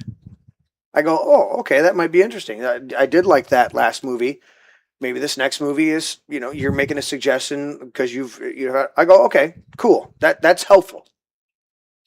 When you go to flock cameras and you go to a bunch of other bullshit, and these are straight up surveilling you to get dirt on you, to perhaps track you, just like I was reading that article from Shane Trejo and the Grand New Party. That's completely different than you helping me either collate my watch habits of TV shows, movies that I want to watch, or advertising to me. Okay, I still don't like it. I feel surveilled when I pull my phone up and I go, why is that all of a sudden in my fucking search engine? Why is that in there? Oh, because I said something to my buddy, an hour ago, and now it's popping up as an advertisement in my feed, and I just wanted to read an article, but there's a little ad on the side of this article that I'm reading that has exactly what we were just talking about an hour ago. I go, okay, that's bothersome, but it's not a straight up fucking surveillance system tied into the sheriff or the cops. Right. This pisses me off when people Go. basically make the suggestion that, like, oh, you don't like flock cameras? Well, You already then do you with better the throw out your house. phone and you better get rid of the smart refrigerator or the it's- smart toilet. I don't know. It's the same argument with data centers. It's like literally, I didn't consent to a local government, which, by the way, not being at a town meeting Right.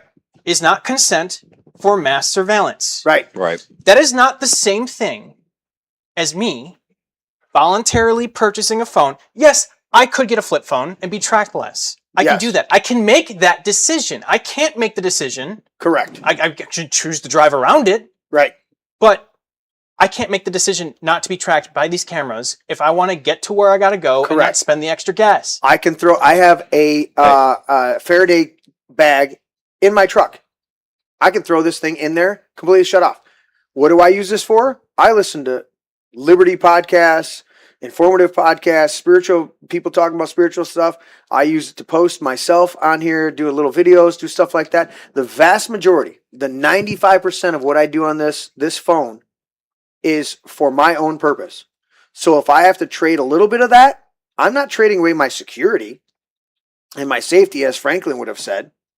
I'm allowing them to market to me because I'm using their product. I can deal with that. Okay. I still use Facebook. I still use some of these other platforms, right? Because I go, what I'm doing on the platform is more beneficial to me than the detriment of what they're trying to do in harvesting my data and doing all that stuff. That's a totally different argument than driving down the fucking road and all of a sudden looking up and George goes, what the fuck is that? And it's a camera that you didn't even know was there. To add to what Ryan's saying, I think the people that, it's the same argument with what these people are saying with data centers. As I said, well, we need data centers so you can go on YouTube and Facebook. No, we don't. All of these data centers being built up in the last years are building, like Tuesday with Kelly saying, they're semiconductors. They're powering these AI systems. Right. Right? We were at the Perry Johnson at your restaurant, at Lisa's restaurant where you work. Right. Chopsky's, shout out to Chopsky's. Great fucking Polish American and even a little Mexican. Great food over there. She's going to be here doing the countdown. Ryan, if you want to come out too on Tuesday, I don't know what you have going on politically, but we're just gonna fill the studio up and do primary coverage that night. With Perry Johnson? No, just around the table. We're gonna have the ticker going on, and we're gonna just everybody chime in. But my point is that Perry Johnson got up there and he goes, "Now, I don't think we went to the moon, but he said there's more power in my cell phone right here than there was in the whole Apollo space mission." And he goes, we don't need data centers.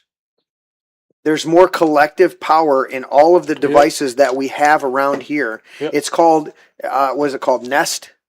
When you use, instead of having a central hub of information, you have all devices used as a nest. Yeah, it was where they're all connected. Network We don't together. need these centralized fucking data centers. They can use all the devices. All the devices and can create a ask hard drive. Sorry to cut off, but as was my original point, these arguments are just out of ignorance or just malice, but it's just mostly ignorance. I mean, you don't see these data centers popping up. This hasn't been a phenomenon for 20 years or whatever since the internet or social media came up. It's been happening the last 2 to 3 years when these AI systems, these companies started putting billions and billions on each other, investing in each other for AI. And it's, like I've said before many times, it's the only thing propping up our economy GDP-wise. But it's like the same with the flock cameras. It's like, well, I mean, what do why are you so against a camera scanning your car, having your car in a public open source database, and it can be accessed by the government as well? Yeah. As Ryan was saying, facial recognition, who's in the car, all of that. And we've seen, there was an example of flock employees being caught spying on a daycare with these cameras. Dude, we had the fucking the exposure of the audio devices in people's homes, and there were pedophiles talking to little kids. What about all the times that the police used these flock cameras in places like Arizona? I believe was a place where they would find justifications to put into the system because you have to justify an access to the data. Right. Put a justification in the system to track their ex. Yeah. Yeah. Exactly. That's happened. What was the one? There's a famous one that's been around, and it keeps coming back. I see people putting it, like somebody will post it, and then a couple days later, somebody else will post it, and so I see it's this lady on her front porch, and there's cops up there, and they're like, "Well, see, you were here on this certain day," and she's like, "How do you know that?" "Well, we have you on camera here," and she's like, "Why are you here talking to me?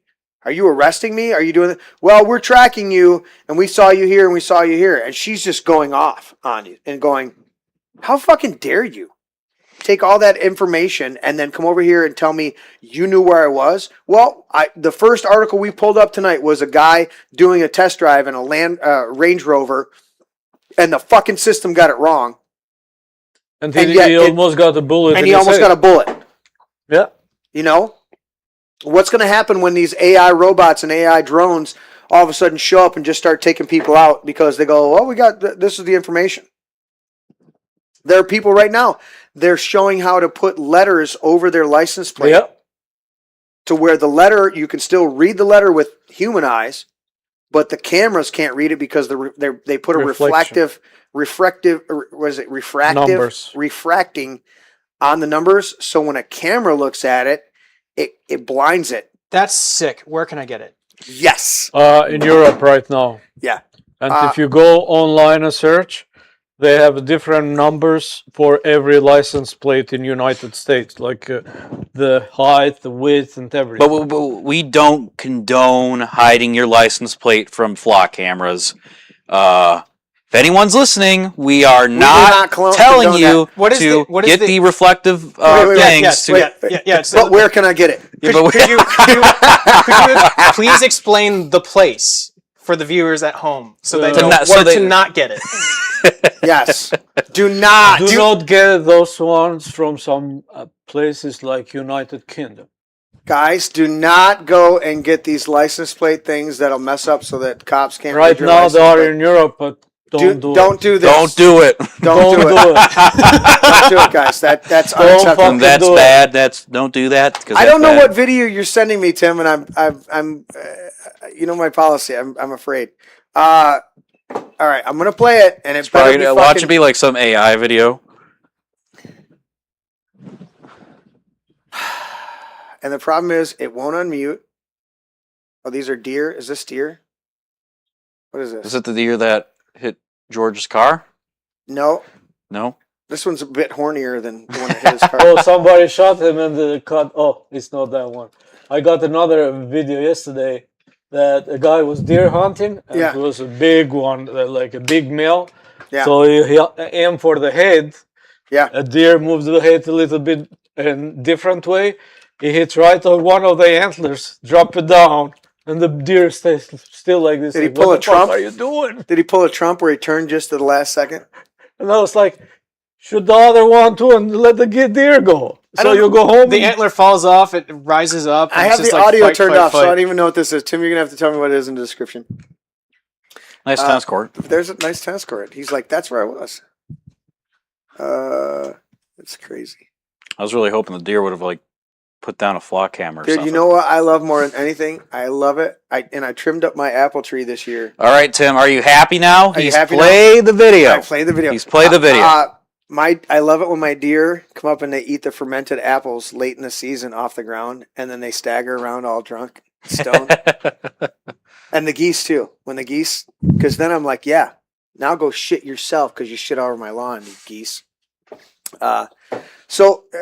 These are there's a ton. How much are you guys seeing the Facebook posts, the anti-flock camera Facebook posts? How much are you guys seeing? I see a lot, but It's blowing up. It's like if you are interested in that topic, you can get a couple of times, and after the algorithm goes and send you more and more data about those flat cameras. Like everything works in the Facebook. Like you are interested for certain music, they send you.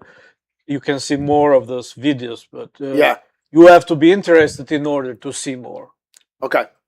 So here's Shelly. Oh, Shelly was Shane was trying to help Shelly be on the show tonight. Ryan, you were technically the second option.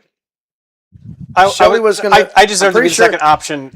Every single time. Second to Shelly. Yeah. But he was like, his first thing is like, oh, you got to have Michelle on. Shelly, you got to have her on. I was like, dude, I'm in. Right. And then she's like, she was having some car issues and stuff like that. And he was like, oh, I got Ryan lined up for you. I'm like, hell yeah. Right. Because it's a Friday. Right. We could be out. It would have been a hoot and a holler if both of us were on. Dude, that's what I hear. So she did send it to us. And I want to go to this. I'm extremely surprised. And there it is right there. Democrat, and Angela Regas. So what's this say? Roll call. So you thought that she possibly sponsored the bill, but at least we know they voted for it. Or did we? Or did she? I'm trying to. Do I click on this and make it go bigger? No, it's making me sign in. So there's a. Who initially voted to increase the gas tax is submitting legislation today. Now he's saying play it with sound. He's not He's not satisfied that we played the deer video. Here's the problem. I hate the way Facebook does it. You have to like click on it and then it plays for like 2 seconds while you're trying to find the damn button to unmute it. Right. Well, But then if I do another one, but it will play when off Larry Larry's fucking thing. when we don't want it would like when we don't want the when we audio. don't want it, it'll play off Larry's computer. Yeah. Now what's this? This is the bill. This is the bill. This is the gas tax bill. So I'm trying to read this correctly. Shelley, give us clarification in the chat. Who initially voted to increase the gas tax and is submitting legislation to suspend the gas tax? Keep calling. So where did Angela Regas fall in? Did she vote to increase it and now she's voting to suspend it? I'm asking, to suspend I it. think it looks like that. Or is she voting to increase it and not? Send that to yourself. Yeah. He's got a website for these There are a lot of them. What is it? these refractory stickers in case you want to show everyone where to not get them. Okay. Can we send it to me on Facebook? Because I want to make sure people avoid these sites at all. It's very important. I want to make sure that people are safe. I'm actually and putting this in secure. a note so I know where not to go. Don't Yes. do it. We want to make sure. put it Listen, this guys, way. the last thing that we Don't, want don't is do it. Don't fucking do it. don't do it. Don't flock and do it. Don't fucking Freedom do In it. says in chat, Ann Boleyn won't move it. She voted to put forward- increase, and then she out forward legislation to suspend it. So yeah, she Okay. voted to increase it. And now it's You to got it? suspend it. Okay. I'm always I curious have about a these solu- because sometimes I they have do a sol- slip bills in or things in, and people don't, and legislators don't pay attention. I'm not giving the pass. I have You a sol- fucking you should I fucking have know. a solution to the problem I created. right. Right. This is why people don't like Massey. Were you pretending to be government just now? Yes. But this is why people didn't like Massey, because Massey would oppose a bill day one no matter what because it had something in it he disagreed with. Versus a lot of politicians, they learn to play the game and they will vote for it expecting it to go through committee and then get rid of it, and it doesn't work. Do you know who paid $1 million to slander Steve Carra for quote unquote defunding the police when what he was doing was voting against a bloat bill that included police funding? You mean like one of those omnibus bills that has a whole bunch of bullshit in it? Yeah, just like that. Yep. Consumers Energy. Who did that? Who did that? His name was the guy that the donating company is called Consumers Energy through a Through through a PAC that just came up out of nowhere. The Faithful Conservatives of Michigan. All right. He Yeah. just voted against bloat that wasn't in the best interest for his community. All of a sudden, he wants to defund police. That's interesting. It's like the Massey thing where they were playing Oh. AI ads of Massey with AOC and Omar, Okay. Yeah. and then the over 60 crowd probably fell for it. So I've thank you, Shelley, for this last Another X link, next one. by the way. Your last X link, because I do know Ann Boleyn directly. I don't interact with her on a regular basis, but every time I've talked to her, she's been a solid, staunch conservative. So this is very disappointing to read this, but here's what Shelley's posted on her X account. It says, I spoke with Ann Boleyn directly. She is refusing to move forward with the gas tax suspension because she's too busy with the budget that's due in October 1st. When is October?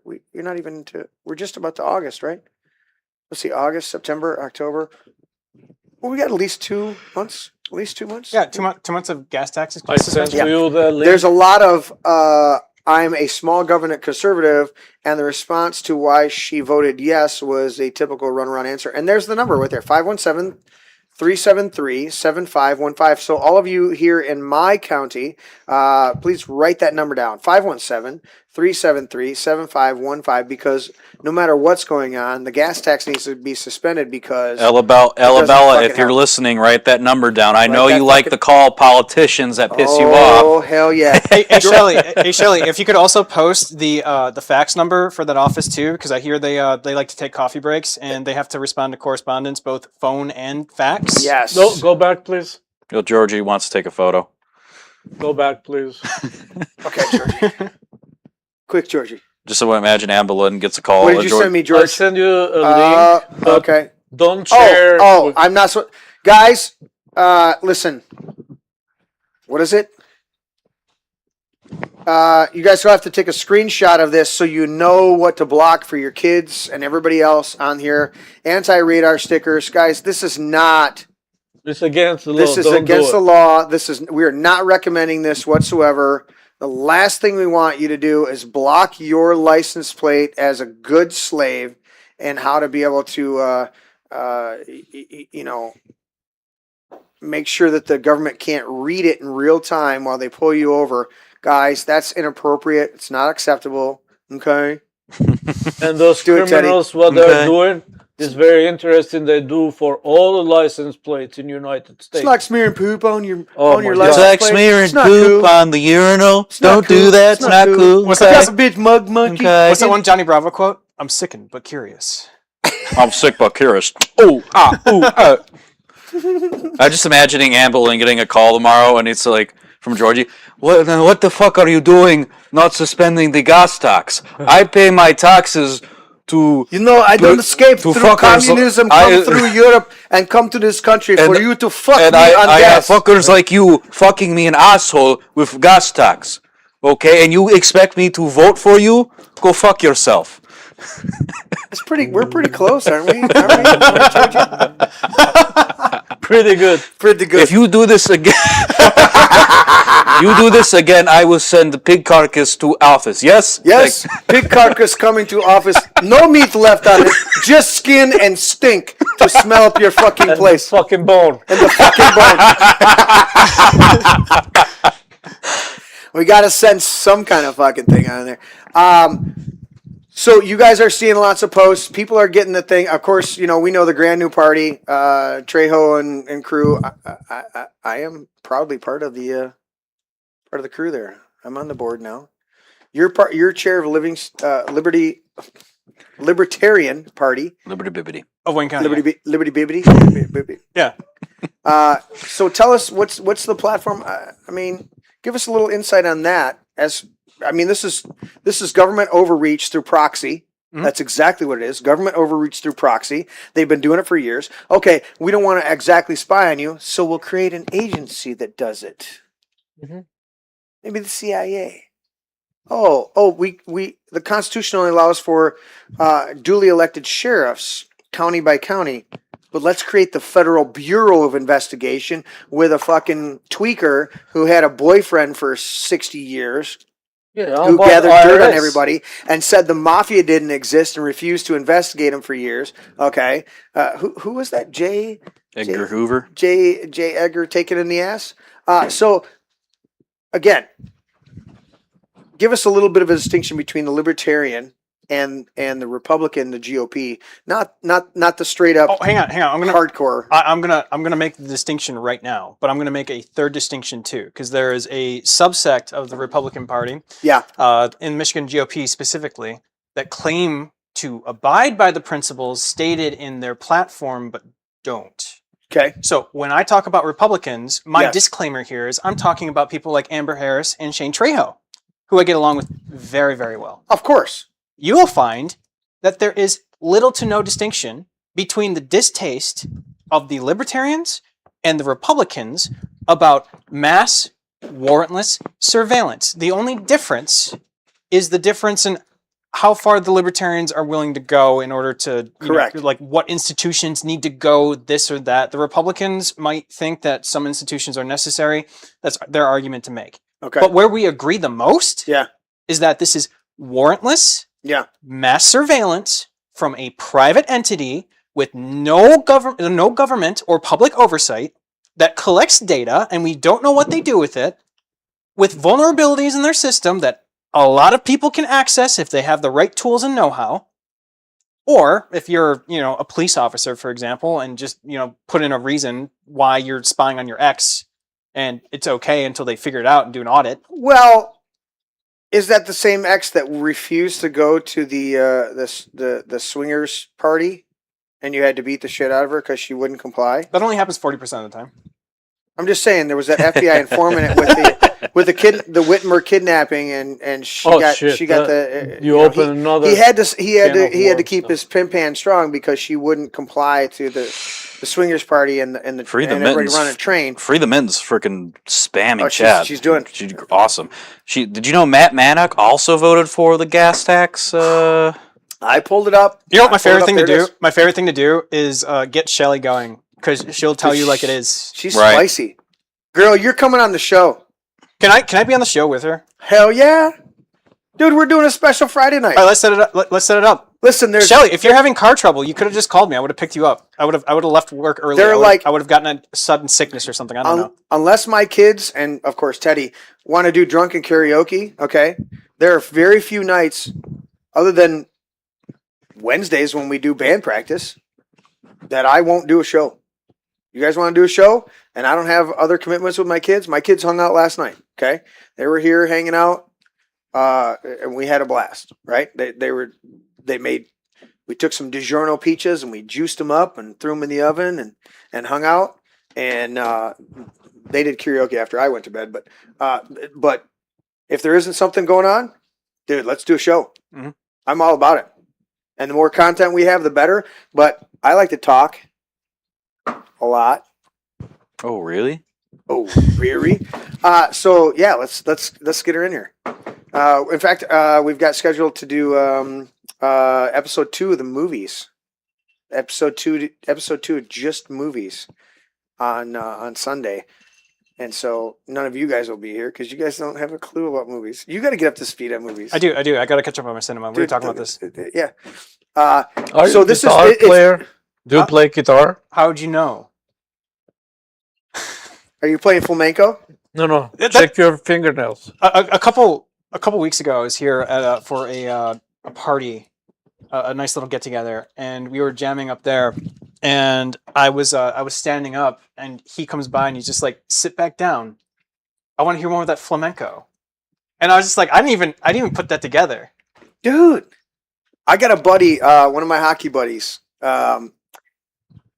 He loves. I was with him when he bought a very nice flamenco guitar. We went over to Lansing. He called me up. He's like, "Hey, I'm gonna go look at a guitar. I know you wanted to look at a couple things." He's like, "I'm heading over. You got the day off?" And I'm like, "Yeah." And I'm like, so he picked me up. Elderly guitars? Huh? Elderly? We hit Elderly and we hit what's the other? There was. It's not a Guitar Center. Is it a Guitar Center over there? So Elderly's in the. If I'm going to Lansing, I'm going to Elderly.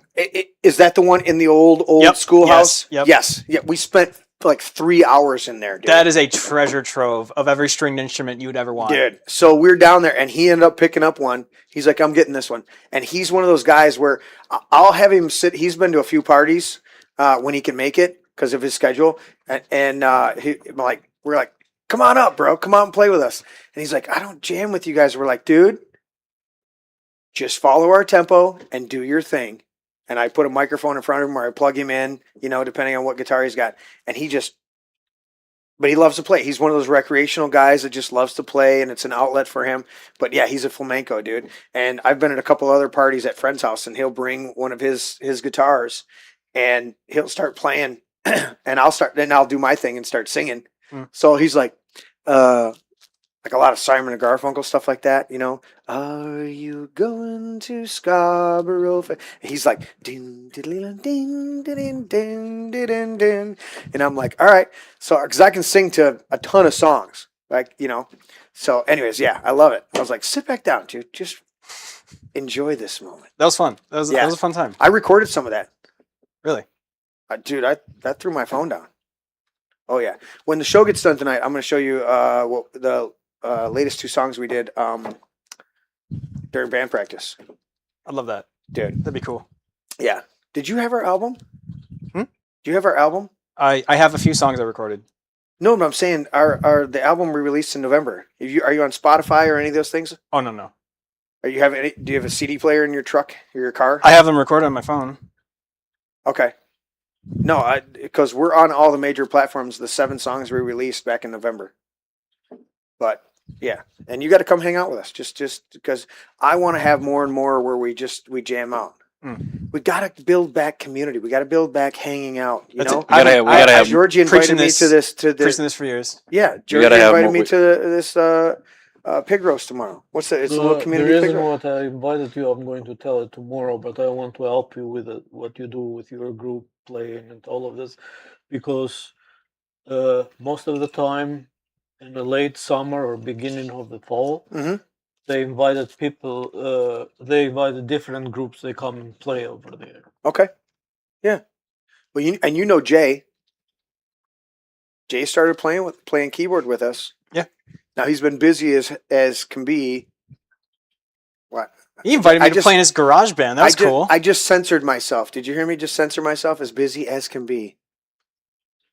What I meant to say was he's been busy as fuck right now leading into this primaries, and he's like the last couple texts. He's like, dude, I want to be there. I'm excited, but until Tuesday, I am jammed. You know, he's jammed up with political, so he can't come and jam. But Jay, dude, I love that guy. He comes sit down, and we're like, oh shit, oh, dude, he opened up 100 songs for the band Mhm. just because he's keyboarding it, and we're like, well, we can jam with it, dude. His first night that we jam with him here, he starts playing In the Air Tonight, Phil Collins, which I've always wanted to do, but you've got to have that synth as the foundation of it. Mhm. And he just like starts playing it, and I'm like, I stepped up to the microphone, I'm like, can you? And then my guitar player was just like, and just start jamming. And then my drummer snuck in. We didn't know he had made it. We're like looking for him to get here. We're just like tuning up, and so we started doing this. And he comes in, dude, and all of a sudden my drummer behind me just like, I was like, I like dude. that. It was badass, dude. So yeah, you've got to find these times, dude. We gotta watch it. I know some of the people. We got to have a more GNP events in the man cave. You know what? It's all about you guys organizing it. I will host all day long. I am not the greatest. I'm getting a little better lately at. I'm getting a little better at posting lately, like the videos. I did a couple videos tonight. Well, are you doing? I'm guessing. Are you guys going to do another Christmas like party again, like last time, or because that was a blast? Let's do that. Well, I know. So in the fall, so far, Or it was like Jan 6 karaoke. That was a blast. right? Yeah. So far, I know. Obviously, we'll have my birthday party. Yeah. And I haven't even When looked at is my your calendar. birthday?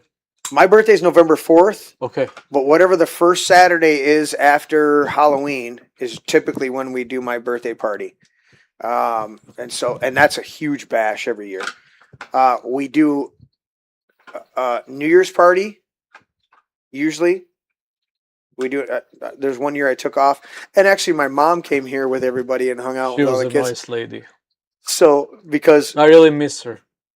you and me both, brother. That's why she's over there with her angel wings. But yeah, dude, I'm all about it. Well, I know Teddy, you and you want to get some poker games going for your grandpa. Yeah. We want to get some euchre nights. We want to get the karaoke going, stuff like that. So if we're not doing a show on a Friday night, we should be doing something. Poker, euchre, karaoke, something. Range day? Huh? Range day? I only have 3 acres, but yes. Well, it doesn't have to be here. Well, my son's got 10 acres. We could go over there anytime. And if he's in Byron, so if we got proactive on it, he's got 10 acres and only farmer fields behind him. We've gone over there shooting multiple times. I got a buddy in Byron too. And Okay. He's somebody you should probably meet. So you So want to go shooting? yeah, let's go shooting. I can take you to Howell Gun Club. But that's what we're saying. Let's do it at a private residence where we know Yeah, we're. but do you have over there about like 500 yards shooting with a rifle? Yes. Oh, perfect. He's got 10 acres and he has 1.5 miles behind him of Okay. fields. So we can go over there. And we can go over there, shoot a mile. You know, and I take that. That's one of my shotguns I take over there, and we fill up a couple milk jugs with water, and somebody takes it and just whips it down there, and you just hip shot it, boom, pop it up in the air, and as it's coming down, you hit it again, and hit it again, and hit it again until you're out. You know, and just watch that thing shred. That's dude. It's a fun, and my grandkids are over there with the single action my little single action Heritage 22. And they're like, I'm like, you like that, grandson? Yeah, grandpa. But getting them all involved. So we got to do some shooting games. Absolutely. What I'd like to do is set Tell up. me when you guys Let's- organize that, let's- and I'm going to bring some little Yeah. shotguns and 22 rifles that you can switch from shotgun to 22 for the kids. Oh, Then they nice, can nice. shoot. We have so I have the Tippmann AR-22, but then my son Vince has, Vince. Vince has he can change his bolt in the magazine for his regular AR to a 22 bolt, and so he can shoot 22. But I love my little Tippmann. When I got it, my boys, both my sons, were like, "Dad, we're gonna either it was missing out of the gun case, or they were like." They're like, Dad, we're gonna take the Tippmann. Is that okay? Because they're like, it's 22 rounds. We can just sit there and ting ting ting ting ting ting ting ting ting ting clip, ting ting ting ting ting ting ting ting ting. You're just like, dude, how much less money is that? And you're getting, I mean, the what is it? What is it? 1/1000th of an inch difference between a 5.56, 223, and a 22. The 22 is 1/1000th of an inch smaller. Smaller, yeah. And obviously less powder. That's the big factor is the powder. But when you're doing range shots at anywhere from 30 to 50 yards, who cares what your powder is? You're reaching your target. Do you know what? You got to go 100 yards before you're getting drop off. People don't believe, but through the statistics of people hunting and killing deers, there are more deers killed with 22 than another caliber of the guns. People are so ignorant, George. You know this. Everybody here at the table knows this. Okay, the first assault weapons Was 22. in World War I was trench guns. What was a trench gun? It was a 12 gauge short barrel shotgun, and they called Holy that shit. an assault weapon or assault That rifle. was Is that just nasty. does That that was just a stand nasty- for like that scary was- gun? They banned that after World That was War the One. only thing that they got as a concession in the Versailles Treaty. Yeah. The Germans were like, "Okay, you can take our whole infrastructure and destroy our whole country, but we don't want 12 gauge short barrel shotguns to be used in warfare ever again against us." That's how hardcore they were. That was So when they no chance to Yeah. survive. So when they talk about, assault, AR style assault weapon, well, AR stands for Armalite. It doesn't mean assault rifle. Okay. But that shotgun, you can put some buckshots and they can do worse than a 223. So does assault weapon? Does that just mean scary gun? Is that what I'm This is getting a at? name Yes. that Yes. Democrats give. And to Obama said, listen, I got two words for you. Predator drones. That's what we're going to use. And what did Biden say? Listen, man, by the way, and furthermore, but I'm going to tell you, do you have an F-16? So I don't care what you got. It doesn't matter, man. You don't have an F-16? I don't care what kind of gun you got. We got a military. Teddy, am I right? Isn't that what do you fucking remember Biden that said? when he said that you come out of your balcony? Not and a you joke, shoot everybody. them That's why we were with defeated 12 gauge. in 2018 when they tried to do it. We went to 54 states. 54 states. 54 states. It's not a joke, man. I'm We serious. have the most comprehensive election fraud system in the entire history of the country. No, But no, seriously. no. You guys are missing And by the the way, point here. It's he was so popular, people rose from the dead to vote for him. Right. I have T-shirts in a box somewhere that say I'm pissed off at my dead relatives for voting for Biden. Actually, it says Sleepy Joe, not Sloppy Joe. Sleepy Joe. This has been good. I You guys- never heard any more from him. What's going on with him? He was dead before he took office. He's just Come on. he's just living out the pasture before Every time I lean over this fucking thing, and I've soldered it twice. Guys, I'm not asking for super chats, but I'm asking for super chats. I need about $5,000 to upgrade. I the can't system. believe how much of that think you drink, Jeremy. What? Di Serrano? Yeah, the Serrano. Am I drinking too much? No, No, you're just not sipping it with your pinky up, and you are not drinking too much, but you. the love camera that has too much. noticed. it needs to be like a room that you just throw all your Di Serrano Dude, bottles. do you see how many bottles are downstairs right now? No, I didn't. I walked by him in the bar and I'm like, damn, that's a lot of empty bottles. I do have a little help every once in a while. I do, but it's not true. No, dude, this is what is this? 33% or whatever. What does it say? What's the percentage on here, George? Oh, it's 28. It's very 28. it's not strong. It's about It's 20, yeah. 20%. So people act like it's like, oh my God. I'm like, now granted, it's 5 times of a beer, but I'm sipping. I'm watering it down. Tastes so good.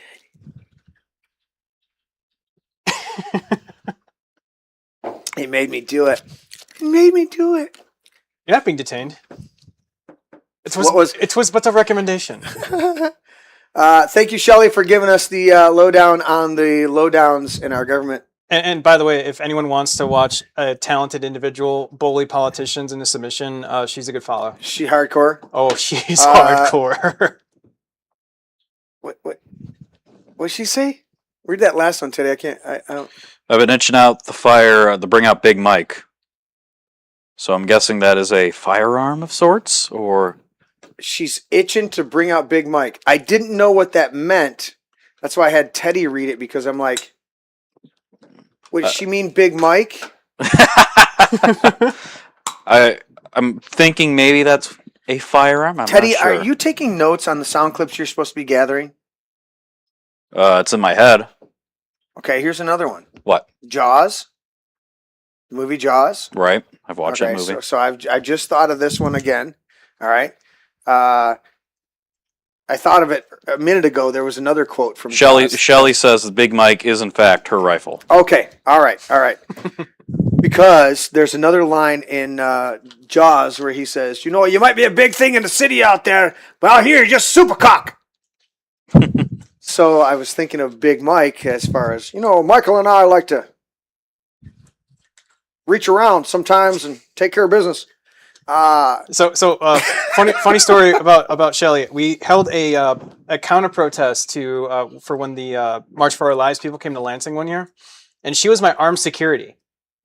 She just walked around open carrying, made sure I was safe in the main streets of Lansing. Hell yeah!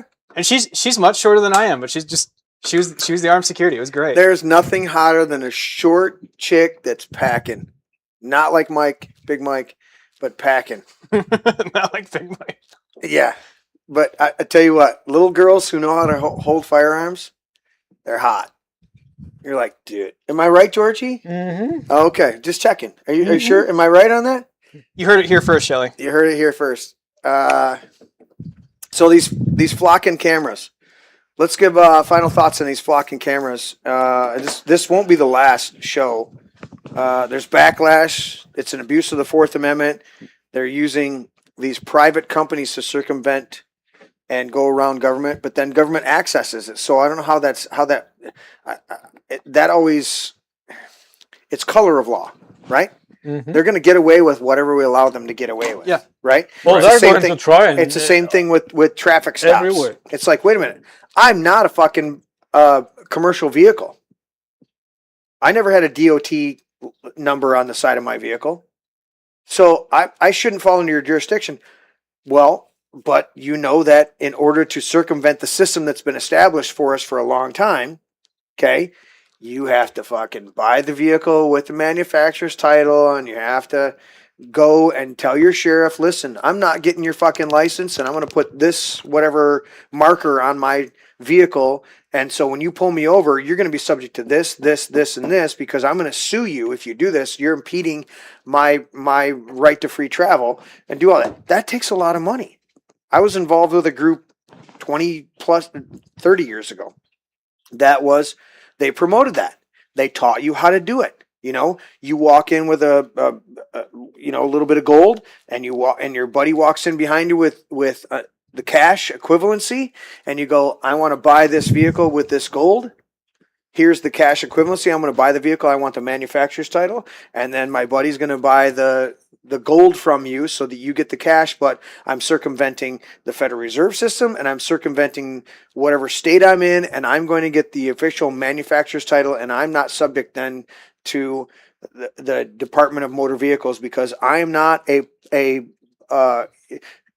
I'm not an Uber. I'm not a taxi. I'm not a semi-truck. I am not delivering products to anybody. I am doing my private conveyance, and you have no authority over me constitutionally. You're violating my rights as enumerated in the Constitution to free travel, and so I'm gonna use this currency to get that manufacturer's title. And some people did it very successfully, but they were in their 1, 2, 3, or 4 counties around them where they could travel safely. The minute they drove past those, now they got a sheriff that doesn't know who the fuck they are, and they don't see a license plate. They're going to pull them over, and they would win because they did all their paperwork right. But you've got to be independently wealthy, and that's part of the debt system. Doesn't want you to be independently wealthy, because if you're independently wealthy, if you grow your own food, if you raise your own crops, soon that or you are raise independent is no money for them. you raise your own meat, right? Or pigs or cows or goats and sheep or chickens, right? Then when there's a rush at the grocery store because Dr. Fauci wants to lock us down again, well, you have no control over me because I grow my own stuff. I can my own food. Mm-hmm. I drink some of Gjergji's good fermented beverages. Oh, we are going to. So, but my point is that it takes a lot now today to be that type of independent person. It's very difficult. They've made it difficult on purpose. You can be like Amish, live their life. But and even the tell Amish, everybody. but even the Amish have been under severe attack, right? Oh yeah, I know. Follow Robert Barnes in the 1776 Law Center, where he's defending Amos Miller. He's been defending him for years now, and they keep coming after him. He's had 0 complaints, like 0 complaints, let alone any legal action ever taken against him for selling meat, milk, vegetables. 0 complaints from his farm. And he services hundreds of thousands of people and has sold millions and millions of products. But did he ask the Crown first? He did not ask the Crown. And so the state of Pennsylvania and the FDA keep coming after him, even though he hasn't had a single complaint. Not a recall, not a lawsuit, a 0 complaint. All right? Do you want to go to Taco Bell for a late night snack tonight, guys? And make sure that they put extra lettuce on our tacos or your burrito or your enchilada, Would you like Nature's Ozempic? right? Dude, they had to do this recall across the board for a fucking parasite. You know what that is? That's simply corporate farms not washing the product properly. That's all it is. Exactly. Or they don't do the good job with a purpose. The reason we have homogenized pasteurized milk. Now, homogenation is just blending it up, okay? But pasteurization is where they boil it to a certain temperature to kill off the bacteria. Mm-hmm. Well, that actually destroys the good bacteria in the milk, okay? The reason we have that, the sole reason we have that, is because farmers, corporate, not your average person who cares about their product. The corporate ones wanted to be able to sell milk with pus and blood and cows with diseases that they could control but didn't want to pull them out of the herd, okay? So that contaminated milk is in the milk supply, and they go, how do we deal with the contamination? Well, let's boil the milk so it kills everything that's in there. Well, it also kills off all the good stuff. But you get raw milk from a raw farm, the good bacteria, there's no such thing as lactose intolerant when you get raw milk. That milk has everything in it you need.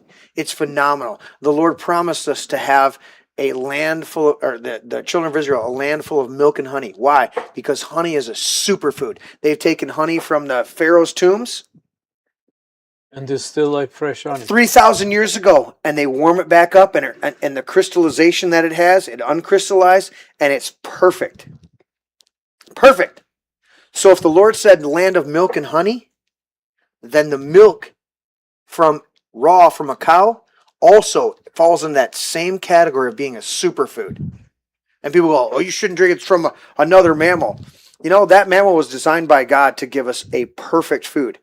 The cream, the butter. I leave my butter out all the time. It's in a container. In fact, my mother-in-law and my wife, I had to train them. I'm like, stop putting my butter back in the fridge. I want it soft and ready to go. Yeah, Do you know when you? And so I have it in my own containers that I have on the counter. You guys saw it down there, but for centuries, you had a little churn on your counter. And you open it up, and the butter would be cool inside because the way it was designed. And you pulled it out, and you pull the butter out, and you put it on your bread. And the bread was good because it didn't have glyphosate sprayed on it after it was harvested. There's no such thing as glucose or lactose intolerant. No, not. I was thinking of the wheat one. Oh, Why am I blanking on this too? Right? Gluten. gluten. There's no such thing as a gluten intolerance. There's an intolerance to glyphosate being sprayed on the wheat because they want it to last for months and months and months. What did we have? Well, I'm the only one that can register 24, 30 plus. Gjergji coming from but George, did you ever have milk delivered daily when you still lived in the old days? We Albania? used to have 2 goats at home. But I don't remember. But you also had milk delivered daily. Yeah. There was a reason why. There was a joke about the milkman impregnating wives because they were delivering milk daily. You know why they were delivering milk daily? Because they didn't boil it and destroy it. It was delivered daily because it was harvested that morning and then brought to the homeowners, sold to them. They picked up the milk. You can see it in old posts where they picked up and they had the 6 little the tall pint jars. It wasn't a gallon that you got. It was little pint jars. And it was enough for a day, maybe 2 days, right? We had this principle with the children of Israel, okay? They harvested manna 6 days a week. On the 6th day, they harvested twice as much because it was Sabbath. You weren't supposed to harvest. And they had just enough. If they left the manna for 1 day longer than what they used, it spoiled. Why? Because God wanted to teach you to be dependent upon the provision that he was given. But also to understand you can't preserve certain things beyond what their shelf life is. You have to harvest it, use it, eat it, and then you're done with it. That's just the principle, the law of it. It's amazing people have lost this because we don't have the connection to the land, to the what God has created for us. We've lost these connections, and because of it, they eat the same food. George, you know this, you can testify in this. Throughout Europe, they eat the same food or even worse than we do. But it's not processed, it's not sprayed with fucking chemicals, it's not adulterated, it is clean. It's the same things. Lactose intolerant. Doesn't exist. Gluten-free. I never heard before when I was living in Europe. Never. There's thousands of people that go to Europe for whatever reasons, for business, for there's actors or the whole crew that go to Europe to make a movie, right? While they're there, they eat the same foods that they're eating here. They lose weight, they feel healthier, then they come back and they start eating the processed bullshit, right? And we're subjected to the 5G and the flock. Everything. You don't think those radar signals that you were experiencing on the road that were pinging on your thing, you don't think that frequency had any effect on you? It goes through my body, man. Exactly. What are you talking about? Exactly. Probably the ants and the bugs doesn't be over. They are not over there. Don't live over there. There's a little chick, and she's she puts on a fucking lead vest, and she stands behind a barrier while I get zapped with the shit that she's afraid of being zapped with. Well, she's doing it every day. Okay, if it's not okay for her to be doing it every day, then it's not okay for me to be doing it every once in a while. Why they put the cover on you when you get the X-ray in your teeth or when you go to the dentist? You know all the cover is with... Because they're zapping you with radiation. It's all the fucking radiation. But have you ever heard them talk about it? And the doctor doesn't stay in your room. He goes in the other room, push the button. And the wall has also the lead layer that it doesn't let the... Dude, I can get shot strategically in a few spots and be okay. But at a certain point, enough bullet holes will create an issue for me that I can't overcome. It's the same thing with radiation. It's the same thing with all of the frequencies that we're being bombarded with. Tesla was a absolute master at focusing on this and understanding this. He was tying into the natural frequencies of the earth and wanting to create, or not even create, harvest free energy. I just listened to a podcast the other day. It was phenomenal. And these guys were talking about, there's a guy, and he's not the only one. He was this jovial little guy. It was the Higher Side Chats. I love listening to Greg Carlwood and Higher Side Chats. The guy he's interviewing, he does deep wells, deep water wells. And he says they tell us, they call it peak water. Because he's like, listen, you go down 100 feet, 200 feet. I have a gorgeous well. You guys drink bottled water tonight. You see what I'm drinking? I drink my well water. Well water in my house. Because it's 154 feet. I love it. Tastes great. I just have a simple softener on there because I have a little bit of lime scale, a little bit of iron, not much, very very little, straight up. I have a simple filter and then a softener for it. But this guy goes and they drill a well. They go down 600, 700, 800 feet. And he said, as soon as we tap in those wells, it's just like oil. It pushes our well tip out once we hit it. And it's providing hundreds of gallons. They have to push it off. So this whole drought that we're dealing with right now, or this low lakes and all these reservoirs are low right now, it's all bullshit.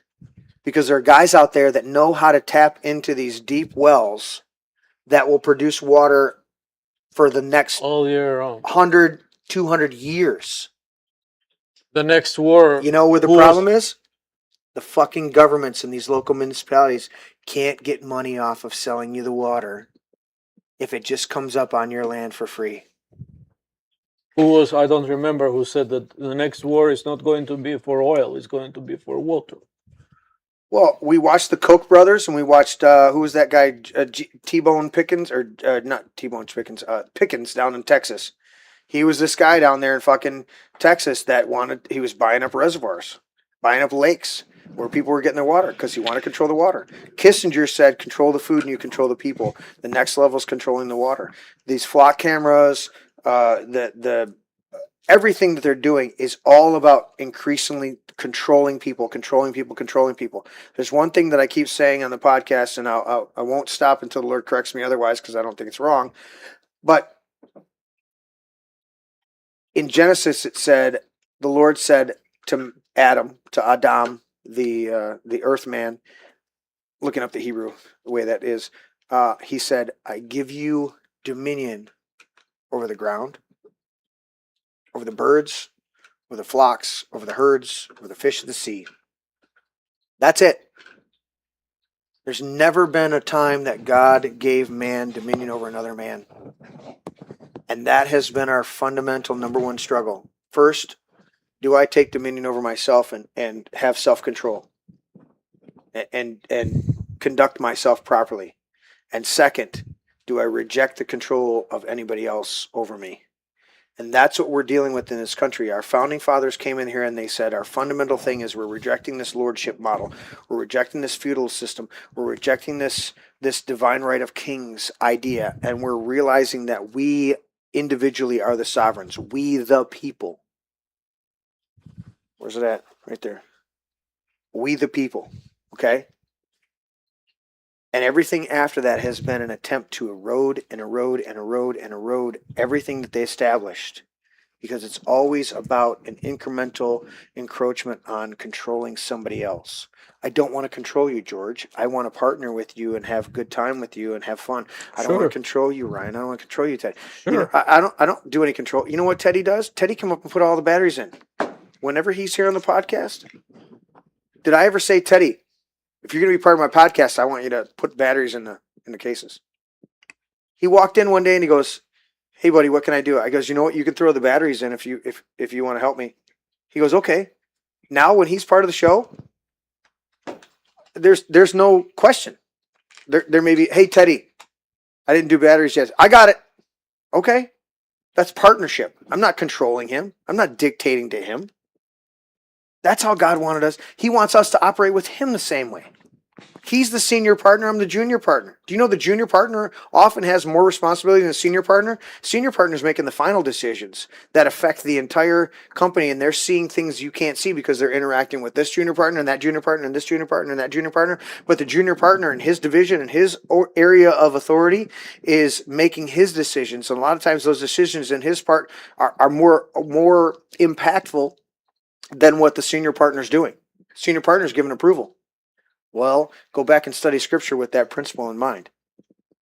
Because the Lord doesn't tell you, I'm going to tell you to do this. He says, whether you turn to the left or the right, this is out of Isaiah. He says, whether you turn to the left or the right, you'll hear a voice behind you, saying, this is the way, walk in it. He goes, I don't want to control you. I want to partner with you and then keep you from danger and make sure you're prosperous. I want you to be the best you that you can be. And it's and we realize in scripture, just like when I watch my grandkids, when I watch my kids, and now I watch my grandkids, when they do something, and I go, oh, you ever watch a little kid and he does something that you never expected, and it's the coolest thing, and you go, did you see what he just did? That was so awesome. I had this conversation with the Lord one time, and he says, that's how I operate with you.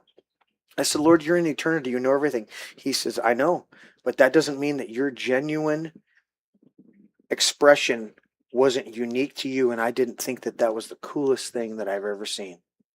Even though I saw it from eternity and I already knew you did it, when you did it, it delighted me. Read Proverbs chapter 8. God delighted in mankind. Why? Because he saw us in our expression. He saw us in our creativity, and he was like, that's the coolest. He goes, oh, look at my... When you have kids and they do something, it's a dad being at the field with his kid, and his kid throws this incredible pass, or he catches the pass, or he makes that tackle, or he kicks the ball, or whatever he does, and you're like, that's my kid, right? You didn't do that. That kid did that, but he's your kid, and you delight in that, and you're proud of it. We're never supposed to have control over each other. We were supposed to delight in each other's expression of creativity and then not hinder other expressions of creativity in that purest form. And that's what these flock cameras, that's what all of the surveillance, that's what all the overreach of government is trying to destroy. I watched it in schools where they just try to break you down and destroy your creativity constantly. Just try to break you down and wipe that out and make you somebody just to push the button. Just to make right. Turn the wheel. What was it? George Carlin. Bullshit, it's bad for you. Well, they want you just smart enough to be able to push a button, but too stupid to realize that you're controlled. And there's a big club, and you're not in it. And you're not in it. George, give me your final thoughts. Ooh, I almost. Final thoughts is you gotta sign my paper, but pick a good color. To find a way to keep people up to the current level of the situation. Keep them informed. To be informed and about what's going on around them. Mm-hmm. Because it's exactly like Teddy or whoever said here that they work from 9 to 5. They go home, they're tired. They have a dinner and lay down on the couch. Yeah. And they are sick and tired from politics. Yeah. And they don't want to listen to them. Correct. And just veg out. I get it. Sign my paper. Pick a good color. No, I get it. Dude, when I'm done with the show tonight, I'm going to go lay in bed because I got to decompress, and I'm going to turn on something to veg out. Lately, I've been on Criminal Minds, which was a good series for years. But I'm going to veg out. I get it. We need to decompress. But how we decompress means everything. Are we decompressing when we should be focused? And then...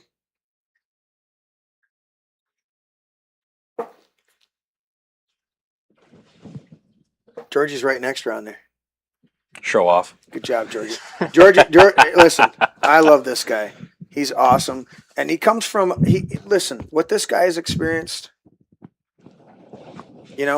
coming out of communism, coming out of, when we did like 3 shows with you over the course of a couple months where you told your story.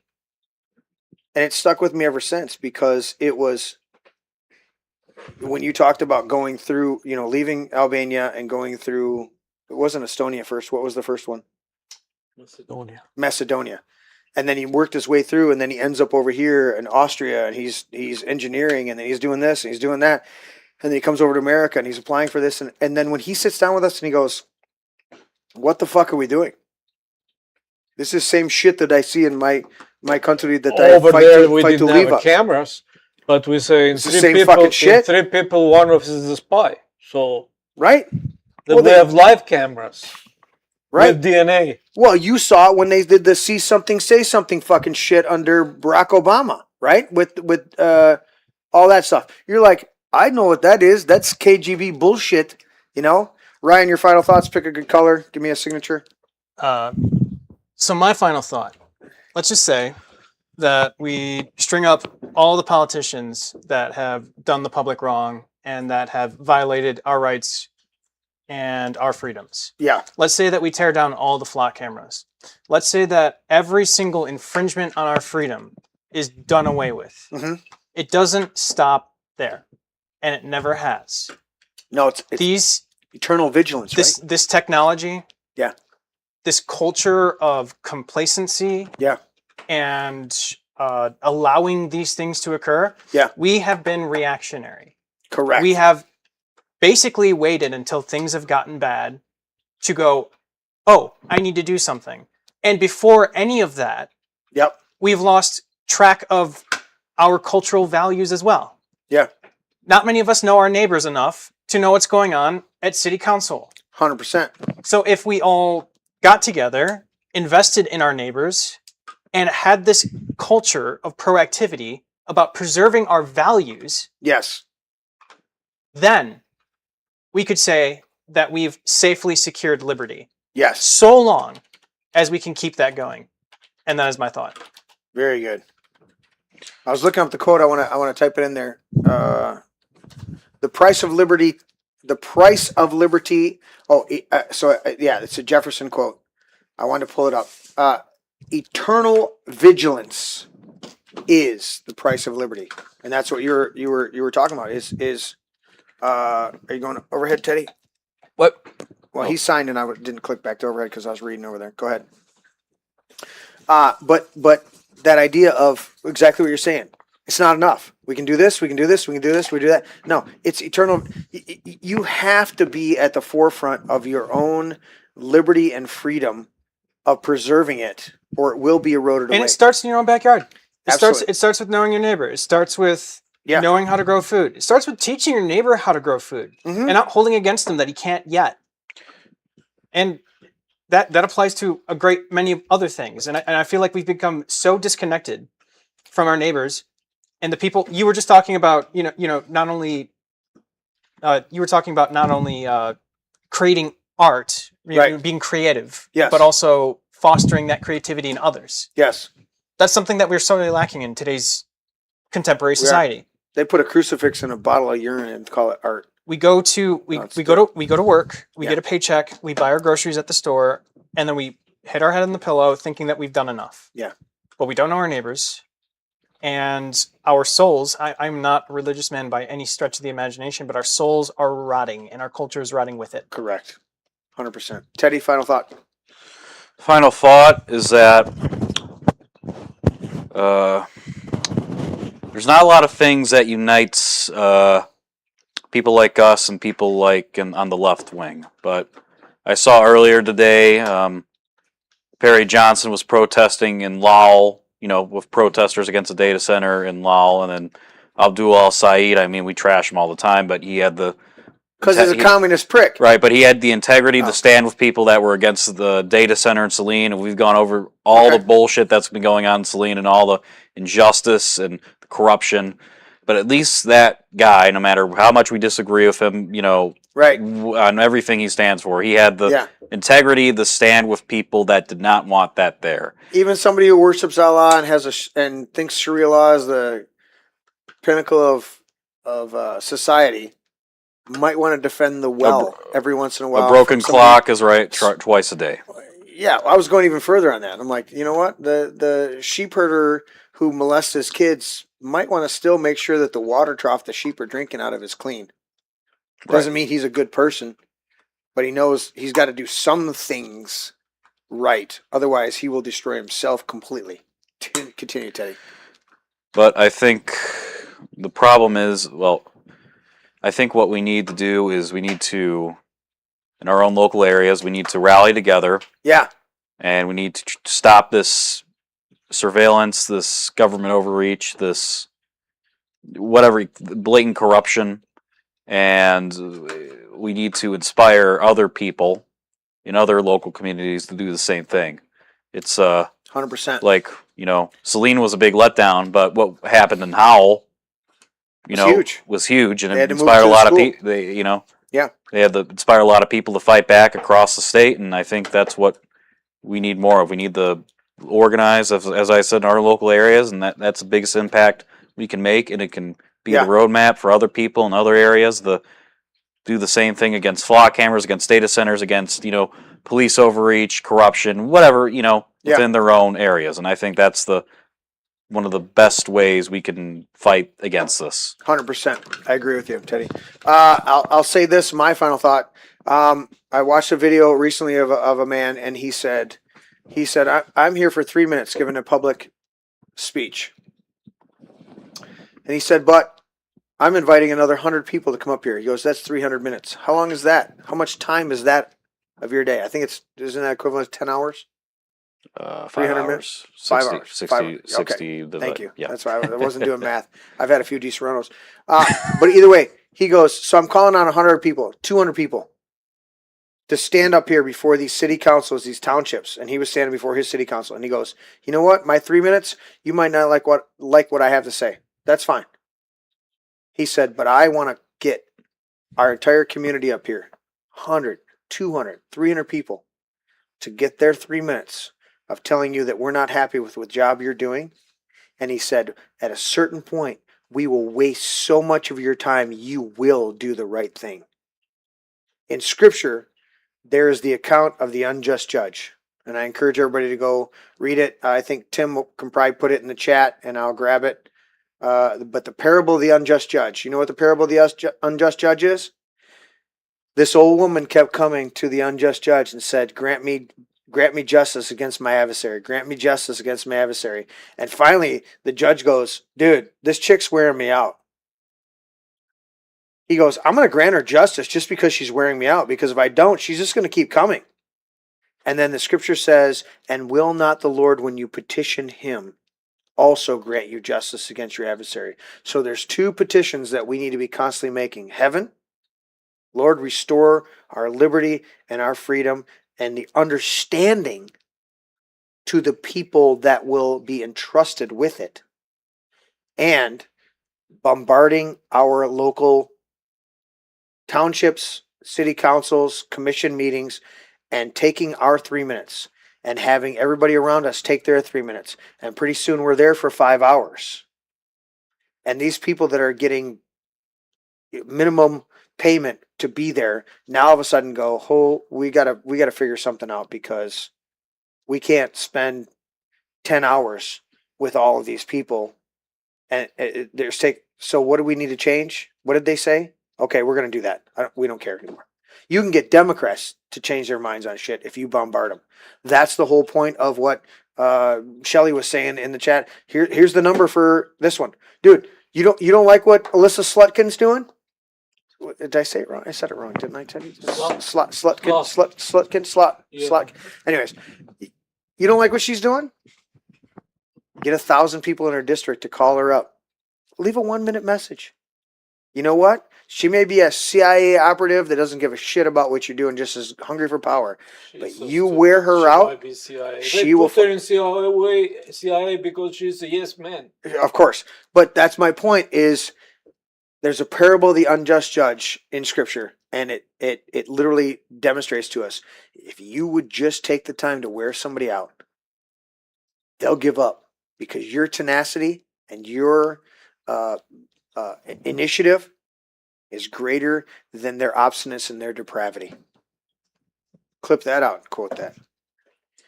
Thank you guys for tuning in tonight. Tim has put it up there. TheAlexJonesStore.com/this is my brain.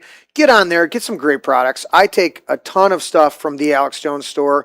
I take the Shilajit gummies. I take the turmeric gummies. I take the methylene blue. I take the methylene red. I also take methyl drive and super greens.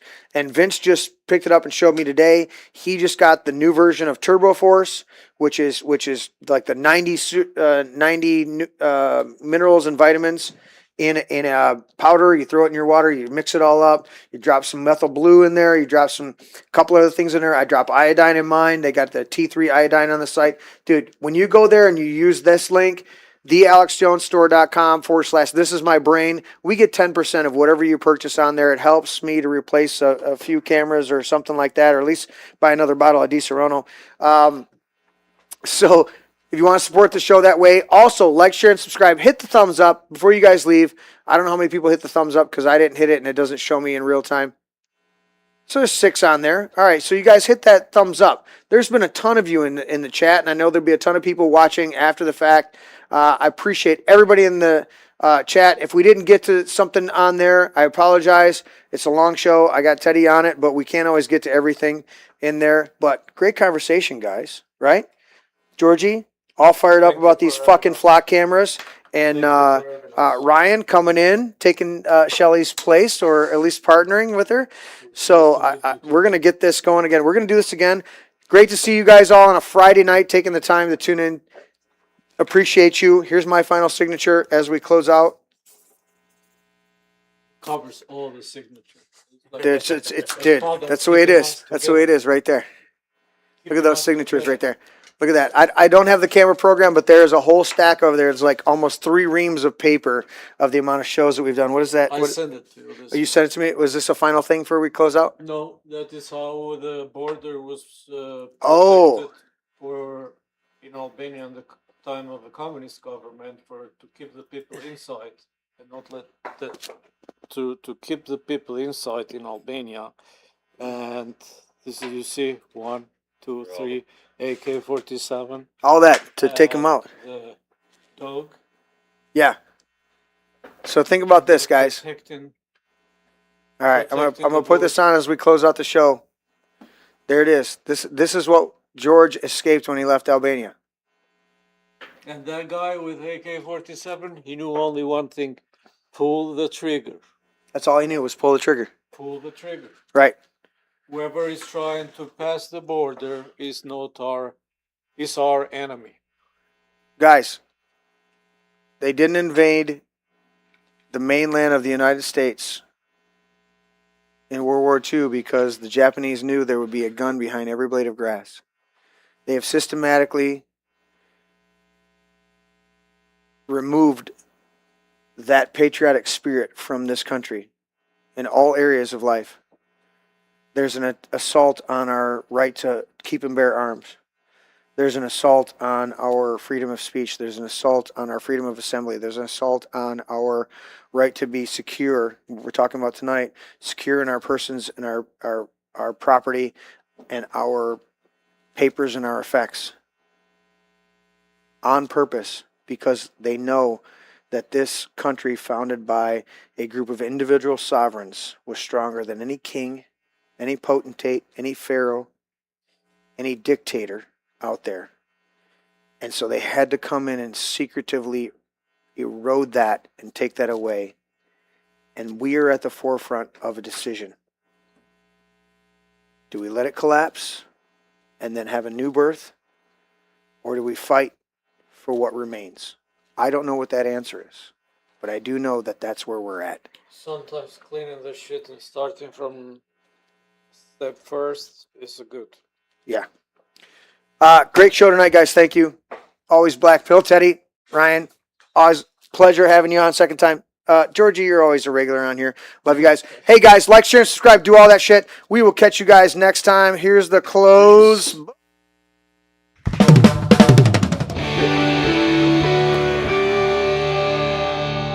This is my brain. Dad, that's an egg. Yeah, that's an egg. Honey, Dude. that's an egg. Seriously. That's an egg. It's a metaphor. It's still an egg. That's an egg. I would challenge you. That's an egg. I know my brain is not actually an egg, okay? It's a metaphor. Metaphor or not, that's not your brain. It's just an egg. Una cerveza para mí. My egg is my brain. Can I at least have some bacon, maybe some sausage with that egg, though? Oh, I want some bacon. I want crepes. Have some bacon and pancakes with that egg. I'll take it with cheese. Extra large brown cage-free eggs.